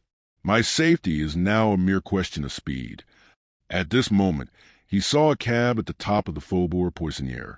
The dull driver, smoking his pipe, was plodding along toward the limits of the Faubourg Saint-Denis, where no doubt he ordinarily had his station. "Ho, friend," said Benedetto. "What do you want, sir?" asked the driver. "Is your horse tired?" "Tired? Oh, yes, tired enough. He has done nothing the whole of this blessed day. For wretched fares, and 20 sous over, making in all 7 francs, are all that I have earned, and I ought to take 10 to the owner. Will you add these 20 francs to the 7 you have?" "With pleasure, sir. 20 francs are not to be despised. Tell me what I am to do for this."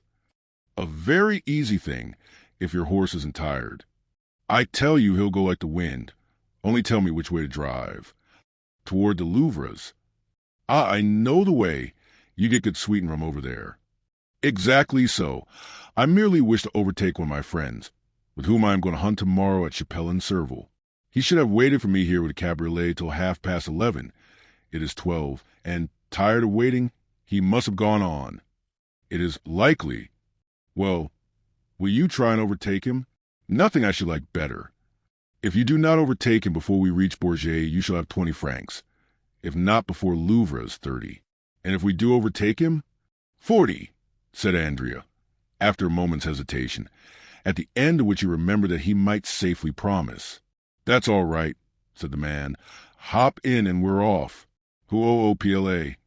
Andrea got into the cab, which passed rapidly through the Faubourg Saint-Denis, along the Faubourg Saint-Martin, crossed the barrier, and threaded its way through the interminable Villette. They never overtook the chimerical friend, yet Andrea frequently inquired people on foot whom he passed, and at the inns which were not yet closed, for a green cabriolet and bay horse, and as there are a great many cabriolets to be seen on the road to the Low Countries, and as 9/10 of them are green, the inquiries increased at every step. Everyone had just seen it pass. It was only 500, 200, 100 steps in advance. At length they reached it, but it was not the friend. Once the cab was also passed by a calash rapidly whirled along by 2 post-horses. Ah, said Cavalcanti to himself, if I only had that Britska, those 2 good post-horses, and above all the passport that carries them on. And he sighed deeply. The calash contained Mademoiselle Danglars and Mademoiselle d'Armilly. Hurry, hurry, said Andrea. We must overtake him soon. And the poor horse resumed the desperate gallop it had kept up since leaving the barrier, and arrived steaming at Louvres. Certainly, said Andrea. I shall not overtake my friend, but I shall kill your horse. Therefore I had better stop. Here are 30 francs. I will sleep at the Cheval Rouge, and will secure a place in the first coach. Good night, friend. And Andrea, after placing 6 pieces of 5 francs each in the man's hand, leaped lightly onto the pathway. The cabman joyfully pocketed the sum, and turned back on his road to Paris. Andrea pretended to go towards the Hotel de Cheval Rouge, but after leaning an instant against the door and hearing the last sound of the cab, which was disappearing from view, he went on his road, and with a lusty stride soon traversed the space of 2 leagues. Then he rested. He must be near Chapelle-en-Serval, where he pretended to be going. It was not fatigue that stayed Andrea here. It was that he might form some resolution, adopt some plan. It would be impossible to make use of a diligence, equally so to engage post horses. To travel either way a passport was necessary. It was still more impossible to remain in the Department of the Oise, one of the most open and strictly guarded in France. This was quite out of question, especially to a man like Andrea, perfectly conversant with criminal matters. He sat down by the side of the moat, buried his face in his hands, and reflected. 10 minutes after he raised his head, his resolution was made. He threw some dust over the topcoat, which he had found time to unhook from the antechamber and button over his ball costume, and going to Chapelle-en-Serval, he knocked loudly at the door of the only inn in the place. The host opened. "My friend," said Andrea, "I was coming from Mortefontaine to Senlis when my horse, which is a troublesome creature, stumbled and threw me. I must reach Compiègne tonight, or I shall cause deep anxiety to my family. Could you let me hire a horse of you? An innkeeper has always a horse to let, whether it be good or bad." The host called a stable boy and ordered him to saddle LeBlanc. Then he awoke his son, a child of 7 years, whom he ordered to ride before the gentleman and bring back the horse. Andrea gave the innkeeper 20 francs, and in taking them from his pocket, dropped a visiting card. This belonged to one of his friends of the Café de Paris, so that the innkeeper, picking it up after Andrea had left, was convinced that he had led his horse to the Count of Monte 25 Rue Saint-Dominique, that being the name and address on the card. LeBlanc was not a fast animal, but he kept up an easy, steady pace. In 3 hours and a half Andrea had traversed the 9 leagues which separated him from Compiègne, and 4 o'clock struck as he reached the place where the coaches stopped. There is an excellent tavern at Compiègne, well remembered by those who have ever been there. Andrea, who had often stayed there in his rides about Paris, recollected the Bell and Bottle Inn. He turned around, saw the sign by the light of a reflected lamp, and having dismissed the child, giving him all the small coin he had about him, he began knocking at the door, very reasonably concluding that having now 3 or 4 hours before him, he had best fortify himself against the fatigues of the morrow by a sound sleep and a good supper. A waiter opened the door. "My friend," said Andrea, "I have been dining at Saint-Denis-Auxerrois, and expected to catch the coach which passes by at midnight, but like a fool I have lost my way, and have been walking for the last 4 hours in the forest. Show me into one of those pretty little rooms which overlook the court, and bring me a cold fowl and a bottle of Bordeaux." The waiter had no suspicions. Andrea spoke with perfect composure. He had a cigar in his mouth, and his hands in the pocket of his topcoat. His clothes were fashionably made, his chin smooth, his boots irreproachable. He looked merely as if he had stayed out very late. That was all. While the waiter was preparing his room, the hostess arose. Andrea assumed his most charming smile, and asked if he could have number 3, which he had occupied on his last stay at Compiègne. Unfortunately, number 3 was engaged by a young man who was traveling with his sister. Andrea appeared in despair, but consoled himself when the hostess assured him that number 7, prepared for him, was situated precisely the same as number 3, and while warming his feet and chatting about the last races at Chantilly, he waited until they announced his room to be ready. Andrea had not spoken without cause of the pretty rooms looking out upon the court of the Belle Hotel, which with its triple galleries like those of theatre, with the jessamine and clematis twining round the light columns, forms one of the prettiest entrances to an inn that you can imagine. The fowl was tender, the wine old, the fire clear and sparkling, and Andrea was surprised to find himself eating with as good an appetite as though nothing had happened. Then he went to bed and almost immediately fell into that deep sleep which is sure to visit men of 20 years of age, even when they are torn with remorse. Now, here we are obliged to own that Andrea ought to have felt remorse, but that he did not. This was the plan which had appealed to him to afford the best chance of his security.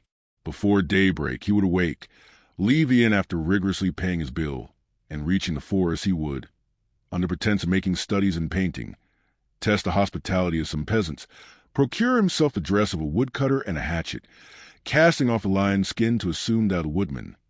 Then, with his hands covered with dirt, his hair darkened by means of a leaden comb, his complexion embrowned with the preparation for which one of his old comrades had given him the recipe. He intended, by following the wooded districts, to reach the nearest frontier, walking by night and sleeping in the day in the forests and quarries, and only entering inhabited regions to buy a loaf from time to time.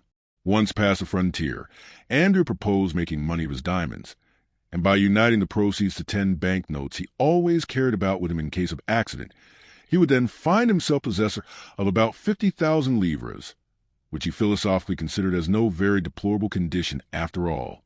Moreover, he reckoned much on the interest of the Danglars to hush up the rumor of their own misadventures. These were the reasons which, added to fatigue, caused Andrea to sleep so soundly. In order that he might wake early, he did not close the shutters, but contented himself with bolting the door and placing on the table an unclasped and long-pointed knife, whose temper he well knew, and which was never absent from him. About 7 in the morning Andrea was awakened by a ray of sunlight, which played, warm and brilliant, upon his face.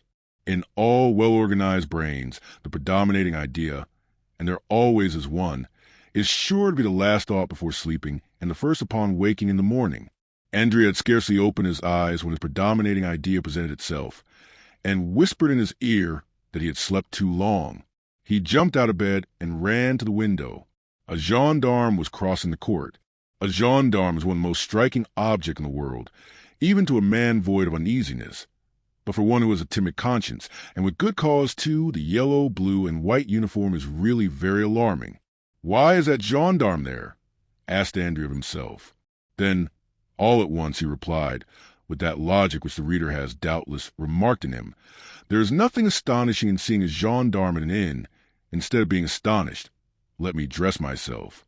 And the youth dressed himself with a facility his valet de chambre had failed to rob him of during the 2 months of fashionable life he had led in Paris. "Now, then," said Andrea, while dressing himself, "I'll wait till he leaves, and then I'll slip away. 50047 M. And, saying this, Andrea, who had now put on his boots and cravat, stole gently to the window, and a second time lifted up the muslin curtain. Not only was the first gendarme still there, but the young man now perceived the second yellow, blue, and white uniform at the foot of the staircase, the only one by which he could descend, while a third on horseback, holding a musket in his fist, was posted as a sentinel at the great street door which alone afforded the means of egress. The appearance of the third gendarme settled the matter, for a crowd of curious loungers was extended before him, effectually blocking the entrance to the hotel. "They're after me," was Andrea's first thought. Diable! A pallor overspread the young man's forehead, and he looked around him with anxiety. His room, like all those on the same floor, had but one outlet to the gallery in the sight of everybody. "I am lost," was his second thought, and, indeed, for a man in Andrea's situation, an arrest meant the assizes, trial, and death without mercy or delay. For a moment he convulsively pressed his head within his hands, and during that brief period he became nearly mad with terror. But soon a ray of hope glimmered in the multitude of thoughts which bewildered his mind, and a faint smile played upon his white lips and pallid cheeks. He looked around and saw the object of his search upon the chimney-piece. They were a pen, ink, and paper. With forced composure he dipped the pen in the ink, and wrote the following lines upon a sheet of paper. "I have no money to pay my bill, but I am not a dishonest man. I leave behind me as a pledge this pin, worth 10 times the amount. I shall be excused for leaving at daybreak, for I was ashamed." He then drew the pin from his cravat and placed it on the paper. This done, instead of leaving the door fastened, he drew back the bolts and even placed the door ajar, as though he had left the room, forgetting to close it, and slipping into the chimney like a man accustomed to that kind of gymnastic exercise, after replacing the chimney board, which represented Achilles with Didymia, and effacing the very marks of his feet upon the ashes, he commenced climbing the hollow tunnel which afforded him the only means of escape left. At this precise time, the first gendarme Andrea had noticed walked upstairs, preceded by the commissary of police, and supported by the second gendarme who guarded the staircase and was himself reinforced by the one stationed at the door. Andrea was indebted for this visit to the following circumstances. At daybreak, the telegraphs were set at work in all directions, and almost immediately the authorities, in every district had exerted their utmost endeavors to arrest the murderer of Catullus. Compiègne, that royal residence and fortified town, is well furnished with authorities, gendarmes, and commissaries of police. They therefore began operations as soon as the telegraphic dispatch arrived, and the Bell and Bottle being the best-known hotel in the town, they had naturally directed their first inquiries there. Now, besides a report to the sentinels guarding the Hotel de Ville, which is next door to the Bell and Bottle, it had been stated by others that a number of travelers had arrived during the night. The sentinel, who was relieved at 6 o'clock in the morning, remembered perfectly that, just as he was taking his post a few minutes past 4, a young man arrived on horseback, with a little boy before him. The young man, having dismissed the boy and horse, knocked at the door of the hotel, which was opened and again closed after his entrance. This late arrival had attracted much suspicion, and the young man being no other than Andrea, the commissary and gendarme, who was a brigadier, directed their steps towards his room. They found the door ajar. "Oh," said the brigadier, who thoroughly understood the trick. "A bad sign to find the door open. I would rather find it triply bolted." And indeed, the little note and pen upon the table confirmed, or rather corroborated, the sad truth. Andrea had fled. We say corroborated, because the brigadier was too experienced to be convinced by a single proof. He glanced around, looked in the bed, shook the curtains, opened the closets, and finally stopped at the chimney. Andrea had taken precaution to leave no traces of his feet in the ashes, but still it was an outlet, and in this light was not to be passed over without serious investigation. The brigadier sent for some sticks and straw, and having filled the chimney with them, set a light to it. The fire crackled, and the smoke ascended like the dull vapor from a volcano, but still no prisoner fell down, as they expected.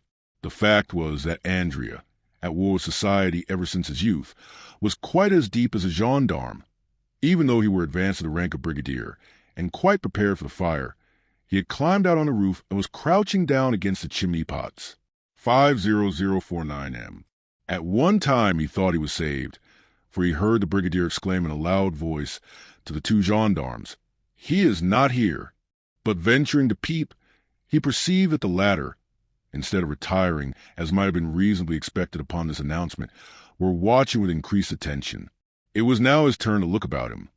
The Hotel de Ville, a massive 16th century building, was on his right.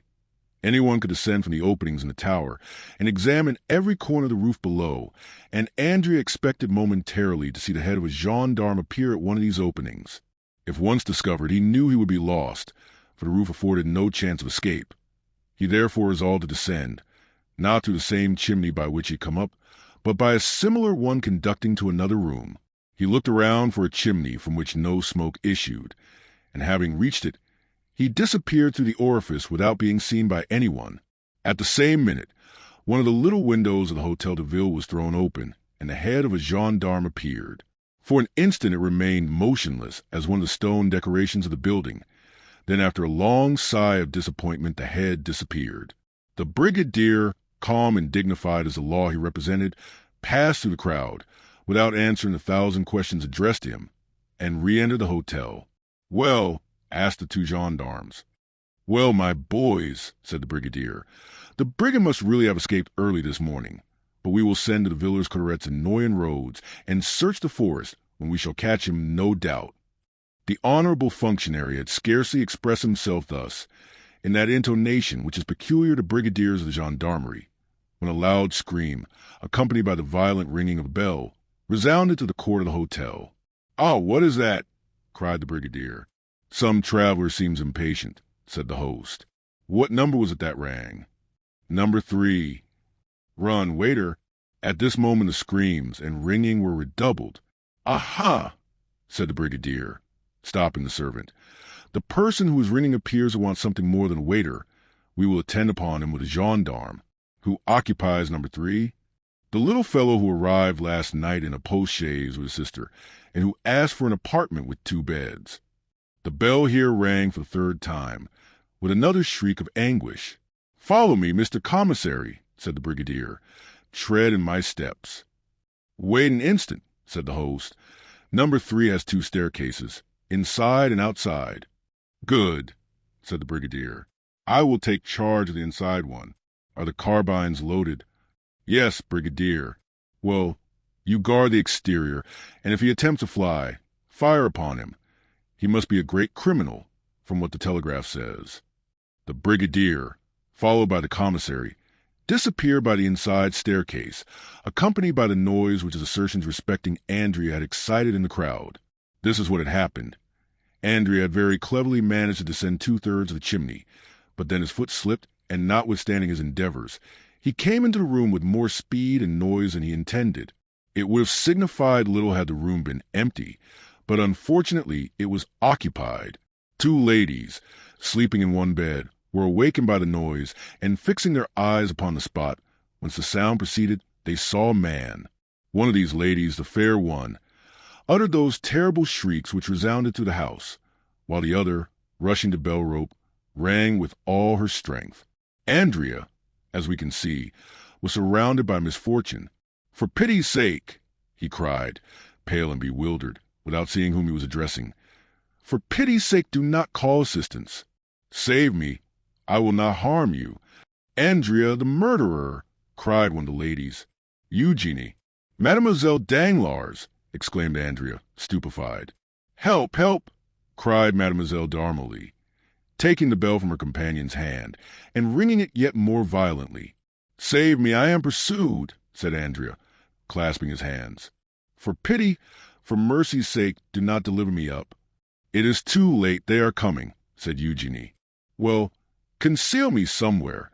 You can say you were needlessly alarmed. You can turn their suspicions and save my life." 5:0053 a.m. The 2 ladies, pressing closely to one another and drawing the bedclothes tightly around them, remained silent to the supplicating voice, repugnance and fear taking possession of their minds. "Well, be it so," at length said Eugenie. "Return by the same road you came, and we will say nothing about you, unhappy wretch." "Here he is, here he is!" cried a voice on the landing. "Here he is! I see him." The Brigadier had put his eye to the keyhole, and had discovered Andrea in a posture of entreaty. A violent blow from the butt end of the musket burst open the lock. 2 more forced out the bolts, and the broken door fell in. Andrea ran to the other door, leading to the gallery, ready to rush out, but he was stopped short, and he stood with his body a little thrown back, pale, and with the useless knife in his clenched hand. "Fly, then," cried Mademoiselle Emily, whose pity returned as her fears diminished. "Fly, or kill yourself," said Eugenie, in a tone which a Vestal in the amphitheater would have used when urging the victorious gladiator to finish his vanquished adversary. Andrea shuddered, and looked on the young girl with an expression which proved how little he understood such ferocious honor. "Kill myself," he cried, throwing down his knife. "Why should I do so?" "Why, you said," answered Mademoiselle Danglars, "that you will be condemned to die like the worst criminals." 5:0055 a.m. "Bah!" said Cavalcanti, crossing his arms. "One is friends." The Brigadier advanced to him, sword in hand. "Come, come," said Andrea. "Sheathe your sword, my fine fellow. There is no occasion to make such a fuss, since I give myself up." And he held out his hands to be manacled. The 2 girls looked with horror upon this shameful metamorphosis, the man of the world shaking off his covering and appearing as a galley slave.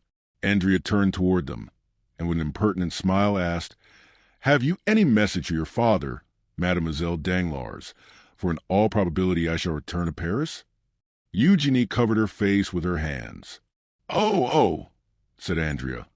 "You need not be ashamed, even though you did post after me. Was I not nearly your husband?" 5:0056 a.m. And with this raillery Andrea went out, leaving the 2 girls a prey to their own feelings of shame and to the comments of the crowd. An hour after they stepped into their calash, both dressed in feminine attire. The gate of the hotel had been closed to screen them from sight, but they were forced, when the door was open, to pass through a throng of curious glances and whispering voices. Eugenie closed her eyes, but though she could not see, she could hear, and the sneers of the crowd reached her in the carriage. "Oh, why is not the world a wilderness?" she exclaimed, throwing herself into the arms of Mademoiselle d'Armilly, her eyes sparkling with the same kind of rage which made Nero wish that the Roman world had but one neck, that he might sever it at a single blow. The next day, they stopped at the Hotel de Flandre at Brussels. The same evening, Andrea was incarcerated in the conciergerie. Chapter 99. The Law.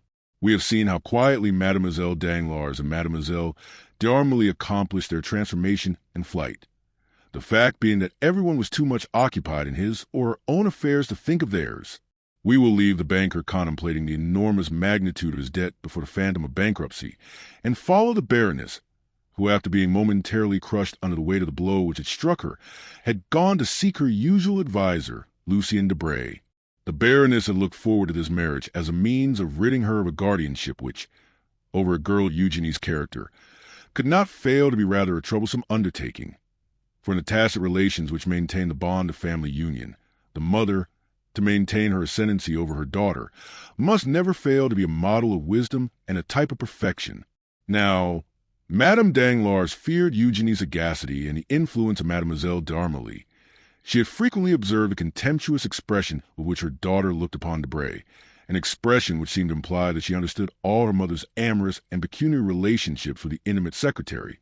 Moreover, she saw that Eugenie detested Debray, not only because he was a source of dissension and scandal under paternal roof, but because she had at once classed him in that catalogue of bipeds whom Plato endeavors to withdraw from the appellation of men, and whom Diogenes designated as animals upon two legs without feathers. Unfortunately, in this world of ours, each person views things through a certain medium, and so is prevented from seeing in the same light as others, and Madame Danglars, therefore, very much regretted that the marriage of Eugenie had not taken place, not only because the match was good, and likely to ensure the happiness of her child, but because it would also set her at liberty. She ran therefore to Debray, who, after having, like the rest of Paris, witnessed a contract scene and the scandal attending it, had retired in haste to his club, where he was chatting with some friends upon the events which served as a subject of conversation for 3/4 of that city known as the capital of the world.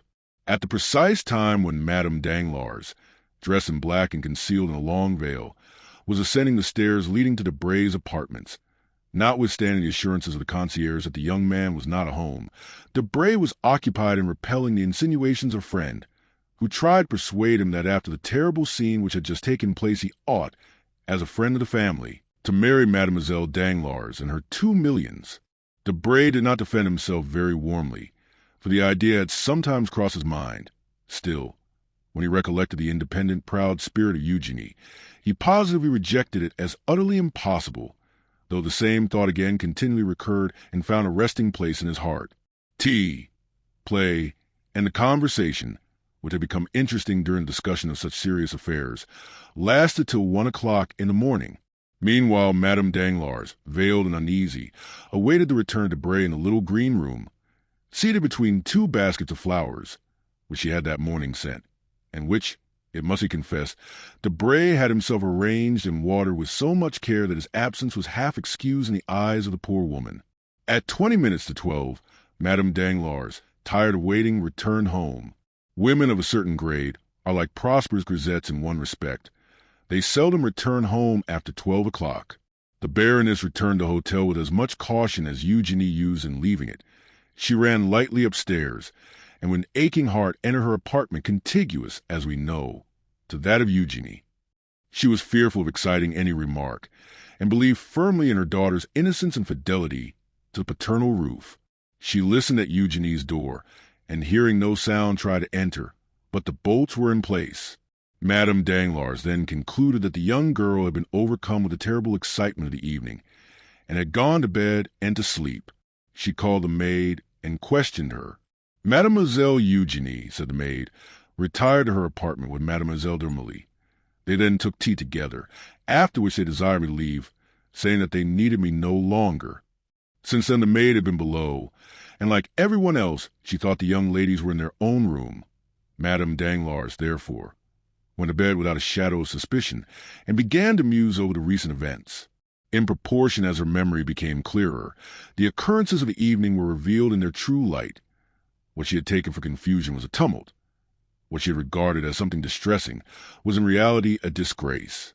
And then the Baroness remembered that she felt no pity for poor Mercedes, who had been afflicted with as severe a blow through her husband and son. Eugenie, she said to herself, is lost, and so are we. The affairs that will be reported will cover us with shame, for in a society such as ours, satire inflicts a painful and incurable wound. How fortunate that Eugenie is possessed of that strange character which has so often made me tremble. And her glance was turned toward heaven, where mysterious providence disposes all things, and out of fault, nay, even a vice, sometimes produces a blessing. And then her thoughts, cleaving through space like a bird in the air, rested on Cavalcanti. This Andrea was a wretch, a robber, an assassin, and yet his manners showed the effect of a sort of education, if not a complete one. He had been presented to the world with the appearance of an immense fortune, supported by an honorable name. How could she extricate herself from this labyrinth? To whom would she apply to help her out of this painful situation? Debray, to whom she had run, with the first instinct of a woman towards a man she loves, and who yet betrays her. Debray could but give her advice. She must apply to someone more powerful than he. The Baroness then thought of M. de Villefort. It was M. de Villefort who had remorselessly brought misfortune into her family, as though they had been strangers. But no!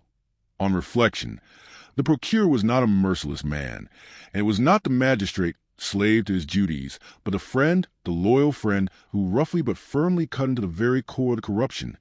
It was not the executioner, but the surgeon, who wished to withdraw the honor of Danglars from ignominious association with a disgraced young man they had presented the world as their son-in-law. And since Villefort, the friend of Danglars, had acted in this way, no one could suppose that he had been previously acquainted with, or had lent himself to, any of Andrea's intrigues. Villefort's conduct, therefore, upon reflection, appeared to the Baroness as if shaped for their mutual advantage. But the inflexibility of the procureur should stop there. She would see him the next day, and if she could not make him fail in his duties as a magistrate, she would, at least, obtain all the indulgence he could allow. She would invoke the past, recall old recollections. She would supplicate him by the remembrance of guilty yet happy days. M. de Villefort would stifle the affair. He had only to turn his eyes on one side, and allow Andrea to fly, and follow up the crime under that shadow of guilt called contempt of court. And after this reasoning she slept easily. At 9 o'clock next morning she arose, and without ringing for a maid or giving the least sign of her activity, she dressed herself in the same simple style as on the previous night. Then running downstairs, she left the hotel, walked to the Rue de Provence, called a cab, and drove to M. de Villefort's house. For the last month this wretched house had presented the gloomy appearance of a lazaretto infected with the plague. Some of the apartments were closed within and without. The shutters were only open to admit a minute's air, showing the scared face of a footman, and immediately afterwards a window would be closed, like a gravestone falling on a sepulchre, and the neighbors would say to each other in a low voice, "Will there be another funeral today at the procureur's house?" Madame Danglars involuntarily shuddered at the desolate aspect of the mansion. Descending from the cab, she approached the door with trembling knees and rang the bell. 3 times did the bell ring with a dull, heavy sound, seeming to participate in the general sadness, before the concierge appeared and peeped through the door, which he opened just wide enough to allow his words to be heard. He saw a lady, a fashionable, elegantly dressed lady, and yet the door remained almost closed. "Do you intend opening the door?" said the Baroness. "First, madam, who are you?" "Who am I? You know me well enough." "We no longer know anyone, madam." "You must be mad, my friend," said the Baroness. "Where do you come from?" "Oh, this is too much." "Madam, these are my orders. Excuse me. Your name?" "The Baroness Danglars. You have seen me 20 times." "Possibly, madam. And now, what do you want?" "Oh, how extraordinary. I shall complain to M. de Villefort of the impertinence of his servants." "Madam, this is precaution, not impertinence. No one enters here without an order from M. d'Avrigny, or without speaking to the procureur." "Well, I have business with the procureur." "Is it pressing business?" "You can imagine so, since I have not even brought my carriage out yet. But enough of this. Here is my card. Take it to your master." "Madam will await my return?" "Yes, go." The concierge closed the door, leaving Madame Danglars in the street. She had not long to wait. Directly afterwards, the door was opened wide enough to admit her, and when she had passed through, it was again shut. Without losing sight of her for an instant, the concierge took a whistle from his pocket as soon as they entered court and blew it. The valet de chambre appeared on the doorsteps. "You will excuse this poor fellow, madam," he said, as he preceded the Baroness, "but his orders are precise, and M. de Villefort begged me to tell you that he could not act otherwise." In the court, showing his merchandise, was a tradesman who had been admitted with the same precautions. The Baroness ascended the steps. She felt herself strongly infected with a sadness which seemed to magnify her own, and still guided by the valet de chambre, who never lost sight of her for an instant, she was introduced to the magistrate's study. Preoccupied as Madame Danglars had been with the object of her visit, the treatment she had received from these underlings appeared to her so insulting that she began by complaining of it. But Villefort, raising his head, bowed down by grief, looked up at her with so sad a smile that her complaints died upon her lips. "Forgive my servants," he said, "for a terror I cannot blame them for. From being suspected they have become suspicious." Madame Danglars had often heard of the terror to which the magistrate alluded, but without the evidence of her own eyesight, she could never have believed that the sentiment had been carried so far. "You too, then, are unhappy?" she said. "Yes, madam," replied the magistrate. "Then you pity me?" "Sincerely, madam." "And you understand what brings me here? You wish to speak to me about the circumstance which has just happened?" "Yes, sir, a fearful misfortune." "You mean a mischance." "A mischance!" repeated the Baroness. "Alas, madam," said the procureur with his imperturbable calmness of manner, "I consider those alone misfortunes which are irreparable. And do you suppose this will be forgotten?" "Everything will be forgotten, madam," said Villefort. "Your daughter will be married tomorrow, if not today, in a week, if not tomorrow, and I do not think you can regret the intended husband of your daughter." Madame Danglars gazed on Villefort, stupefied to find him so almost insultingly calm. "Am I come to a friend?" she asked in a tone full of mournful dignity. "You know that you are, madam," said Villefort, whose pale cheeks became slightly flushed as he gave her the assurance. And truly this assurance carried him back to different events from those now occupying the Baroness and him. "Well, then, be more affectionate, my dear Villefort," said the Baroness. "Speak to me not as a magistrate, but as a friend, and when I am in bitter anguish of spirit, do not tell me that I ought to be gay." Villefort bowed. "When I hear misfortunes named, madam," he said, "I have within the last few months contracted the bad habit of thinking of my own, and then I cannot help drawing up an egotistical parallel in my mind. That is the reason that by the side of my misfortunes yours appear to me mere mischances. That is why my dreadful position makes yours appear enviable. But this annoys you. Let us change the subject. You were saying, madam—" "I came to ask you, my friend," said the Baroness, "what will be done with this impostor?" "Impostor!" repeated Villefort. "Certainly, madam. You appear to extenuate some cases and exaggerate others. Impostor, indeed! M. Andrea Cavalcanti, or rather M. Benedetto, is nothing more nor less than an assassin. Sir, I do not deny the justice of your correction, but the more severely you arm yourself against that unfortunate man, the more deeply will you strike our family. Come, forget him for a moment, and instead of pursuing him, let him go." "You are too late, madam. The orders are issued." "Well, should he be arrested, do they think they will arrest him?" "I hope so. If they should arrest him, I know that sometimes prisons afford means of escape. Will you leave him in prison?" The procureur shook his head. "At least keep him there till my daughter be married." "Impossible, madam. Justice has its formalities." "What, even for me?" said the Baroness, half jesting, half in earnest. "For all, even for myself among the rest," replied Villefort. 5:0063 M. "Ah!" exclaimed the Baroness, without expressing the ideas which the exclamation betrayed. Villefort looked at her with that piercing glance which reads the secrets of the heart. "Yes, I know what you mean," he said. "You refer to the terrible rumors spread abroad in the world, that the deaths which have kept me in mourning for the last 3 months, and from which Valentine has only escaped by a miracle, have not happened by natural means." "I was not thinking of that," replied Madame Danglars quickly. "Yes, You were thinking of it, and with justice. You could not help thinking of it, and saying to yourself, you, who pursue crime so vindictively, answer now, why are there unpunished crimes in your dwelling? The Baroness became pale.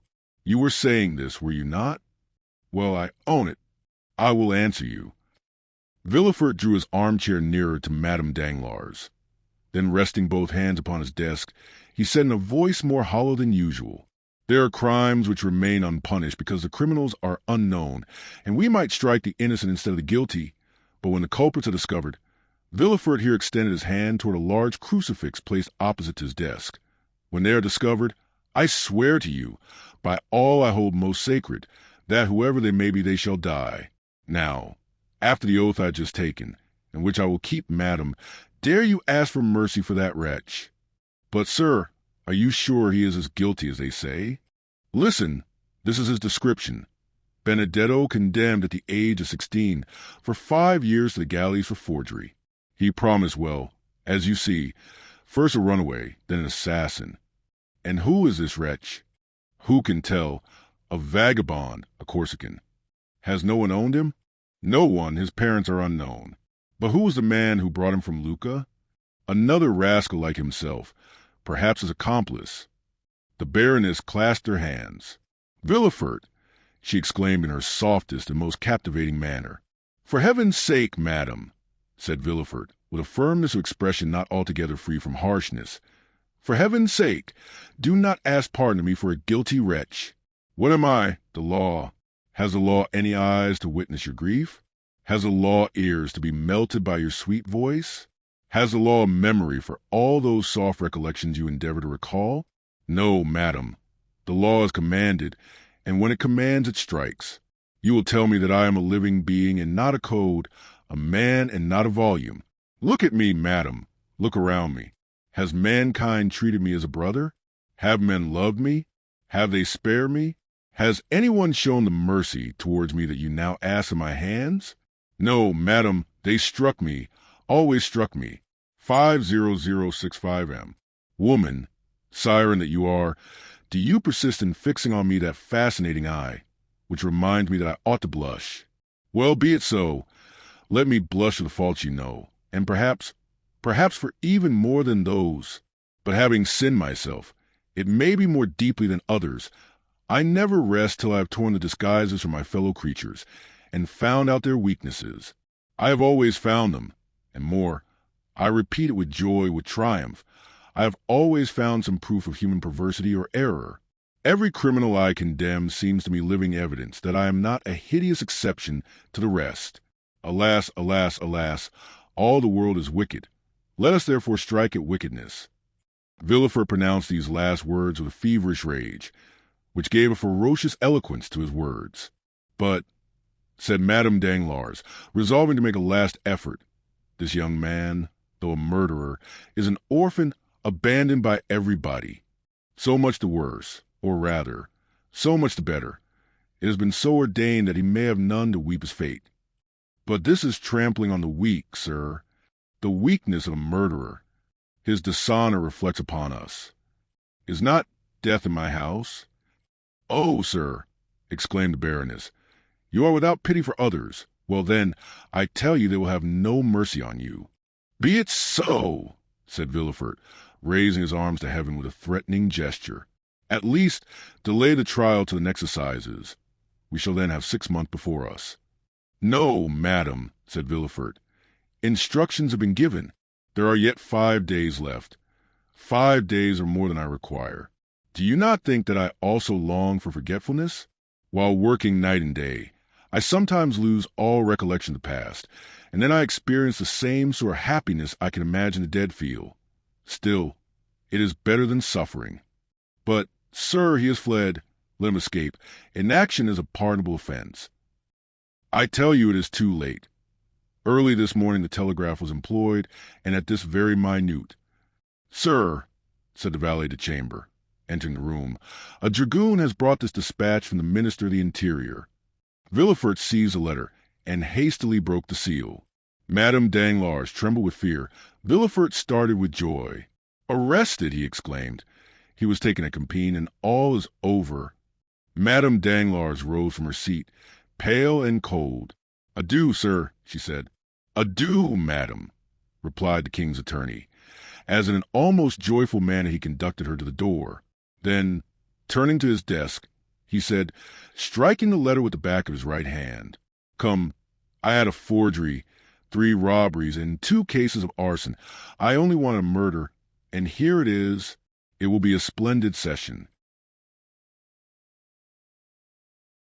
The night lamp threw out countless rays, each resolving itself into some strange form to her disordered imagination, when suddenly by its flickering light Valentine thought she saw the door of her library, which was in the recess by the chimney-piece, open slowly, though she in vain listened for the sound of the hinges, on which it turned. At any other time Valentine would have seized a silken bell-pull and summoned assistance, but nothing astonished her in her present situation.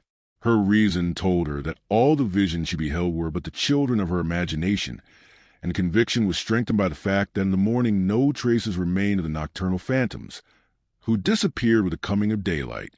From behind the door a human figure appeared, but the girl was too familiar with such apparitions to be alarmed, and therefore only stared, hoping to recognize Moreau. The figure advanced towards the bed and appeared to listen with profound attention. At this moment a ray of light glanced across the face of the midnight visitor. "It is not he," she murmured, and waited, in the assurance that this was but a dream, for the man to disappear or assume some other form. Still, she felt her pulse, and finding it throb violently, she remembered that the best method of dispelling such illusions was a drink, for a draught of the beverage prepared by the doctor to allay her fever seemed to cause a reaction of the brain, and for a short time she suffered less.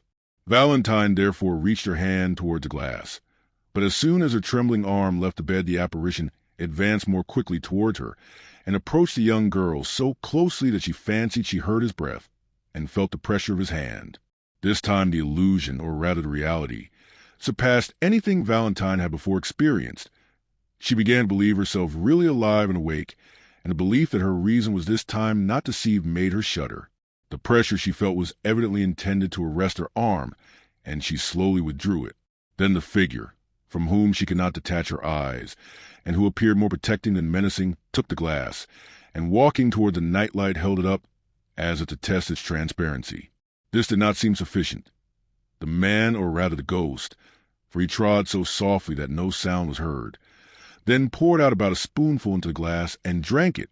Valentine witnessed this scene with a sentiment of stupefaction.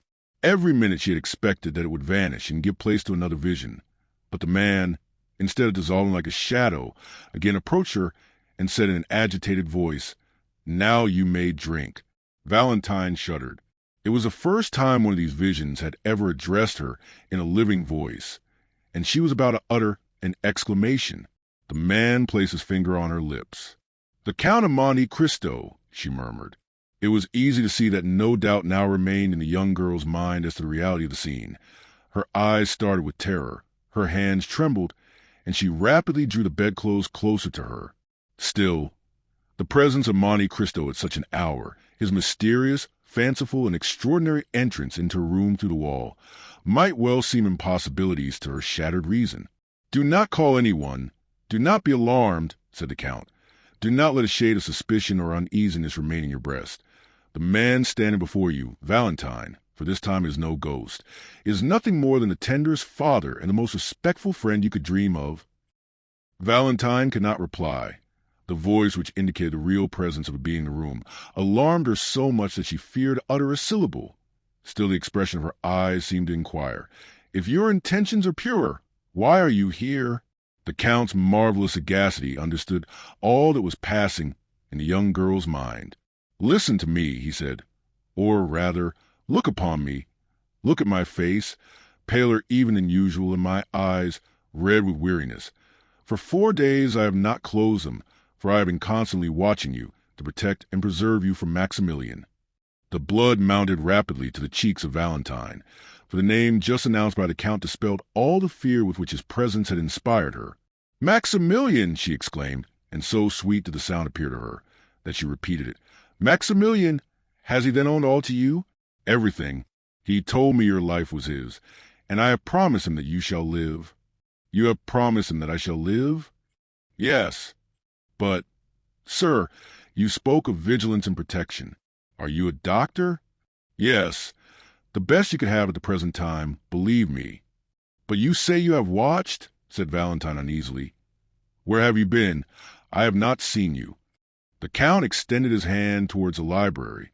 I was hidden behind that door, he said, which leads into the next house, which I have rented. Valentine turned her eyes away, and, with an indignant expression of pride and modest fear, exclaimed, Sir, I think you have been guilty of an unparalleled intrusion, and that what you call protection is more like an insult.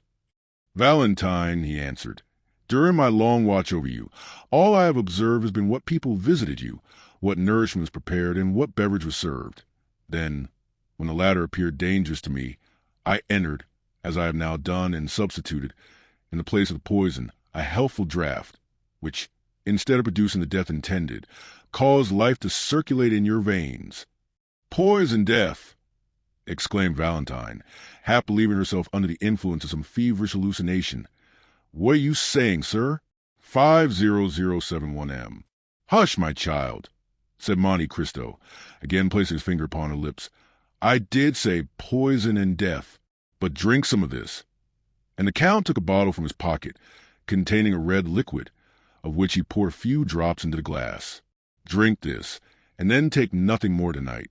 Valentine stretched out her hand, but scarcely had she touched the glass when she drew back in fear. Monte Cristo took the glass, drank half its contents, and then presented it to Valentine, who smiled and swallowed the rest. Oh, yes, she exclaimed. I recognize the flavor of my nocturnal beverage which refreshed me so much and seemed to ease my aching brain. Thank you, sir, thank you. This is how you have lived during the last 4 nights, Valentine, said the Count. But, oh, how I passed that time. Oh, the wretched hours I have endured, the torture to which I have submitted when I saw the deadly poison poured into your glass, and how I trembled lest you should drink it before I could find time to throw it away. Sir, said Valentine at the height of her terror, you say you endured tortures when you saw the deadly poison poured into my glass, but if you saw this, you must also have seen the person who poured it? Yes. Valentine raised herself in bed and drew over her chest, which appeared whiter than snow, the embroidered cambric, still moist with the cold dews of delirium, to which were now added those of terror. You saw the person? Repeated the young girl. Yes, repeated the Count. What you tell me is horrible, sir. You wish to make me believe something too dreadful. What? Attempt to murder me in my father's house, in my room, on my bed of sickness. Oh, leave me, sir. You are tempting me. You make me doubt the goodness of Providence. It is impossible. It cannot be. Are you the first that this hand has stricken? Have you not seen M. de Saint Méran, Madame de Saint Méran, Barrois all fall? Would not M. Noirtier also have fallen a victim, had not the treatment he has been pursuing for the last 3 years neutralized the effects of the poison? Oh, heaven, said Valentine. Is this the reason why Grandpapa has made me share all his beverages during the last month? And have they all tasted of a slightly bitter flavor, like that dried orange peel? Oh, yes, yes. Then that explains all, said Monte Cristo. Your grandfather knows, then, that a poisoner lives here. Perhaps he even suspects the person. He has been fortifying you, his beloved child, against the fatal effects of the poison, which has failed because your system was already impregnated with it. But even this would have availed little against a more deadly medium of death employed 4 days ago, which is generally but too fatal. But who, then, is this assassin, this murderer? Let me also ask you a question. Have you never seen anyone enter your room at night? Oh, yes. I have frequently seen shadows pass close to me, approach and disappear, but I took them for visions raised by my feverish imagination, and indeed when you entered I thought I was under the influence of delirium. Then you do not know who it is that attempts your life? 50073M. No, said Valentine. Who could desire my death? You shall know it now, then, said Monte Cristo, listening. How do you mean? Said Valentine, looking anxiously around. Because you are not feverish or delirious tonight, but thoroughly awake. Midnight is striking, which is the hour murderers choose. Oh, heavens! Exclaimed Valentine, wiping off the drops which ran down her forehead. Midnight struck slowly and sadly. Every hour seemed to strike with leaden weight upon the heart of the poor girl. "Valentine," said the Count, "summon up all your courage. Still the beatings of your heart. Do not let a sound escape you, and feign be asleep. Then you will see." Valentine seized the Count's hand. "I think I hear a noise," she said. "Leave me." "Goodbye for the present," replied the Count, walking upon tiptoe towards the library door, and smiling with an expression so sad and paternal that the young girl's heart was filled with gratitude. Before closing the door, he turned around once more and said, "Not a movement, not a word. Let them think you asleep, or perhaps you may be killed before I have the power of helping you." And with this fearful injunction, the Count disappeared through the door, which noiselessly closed after him.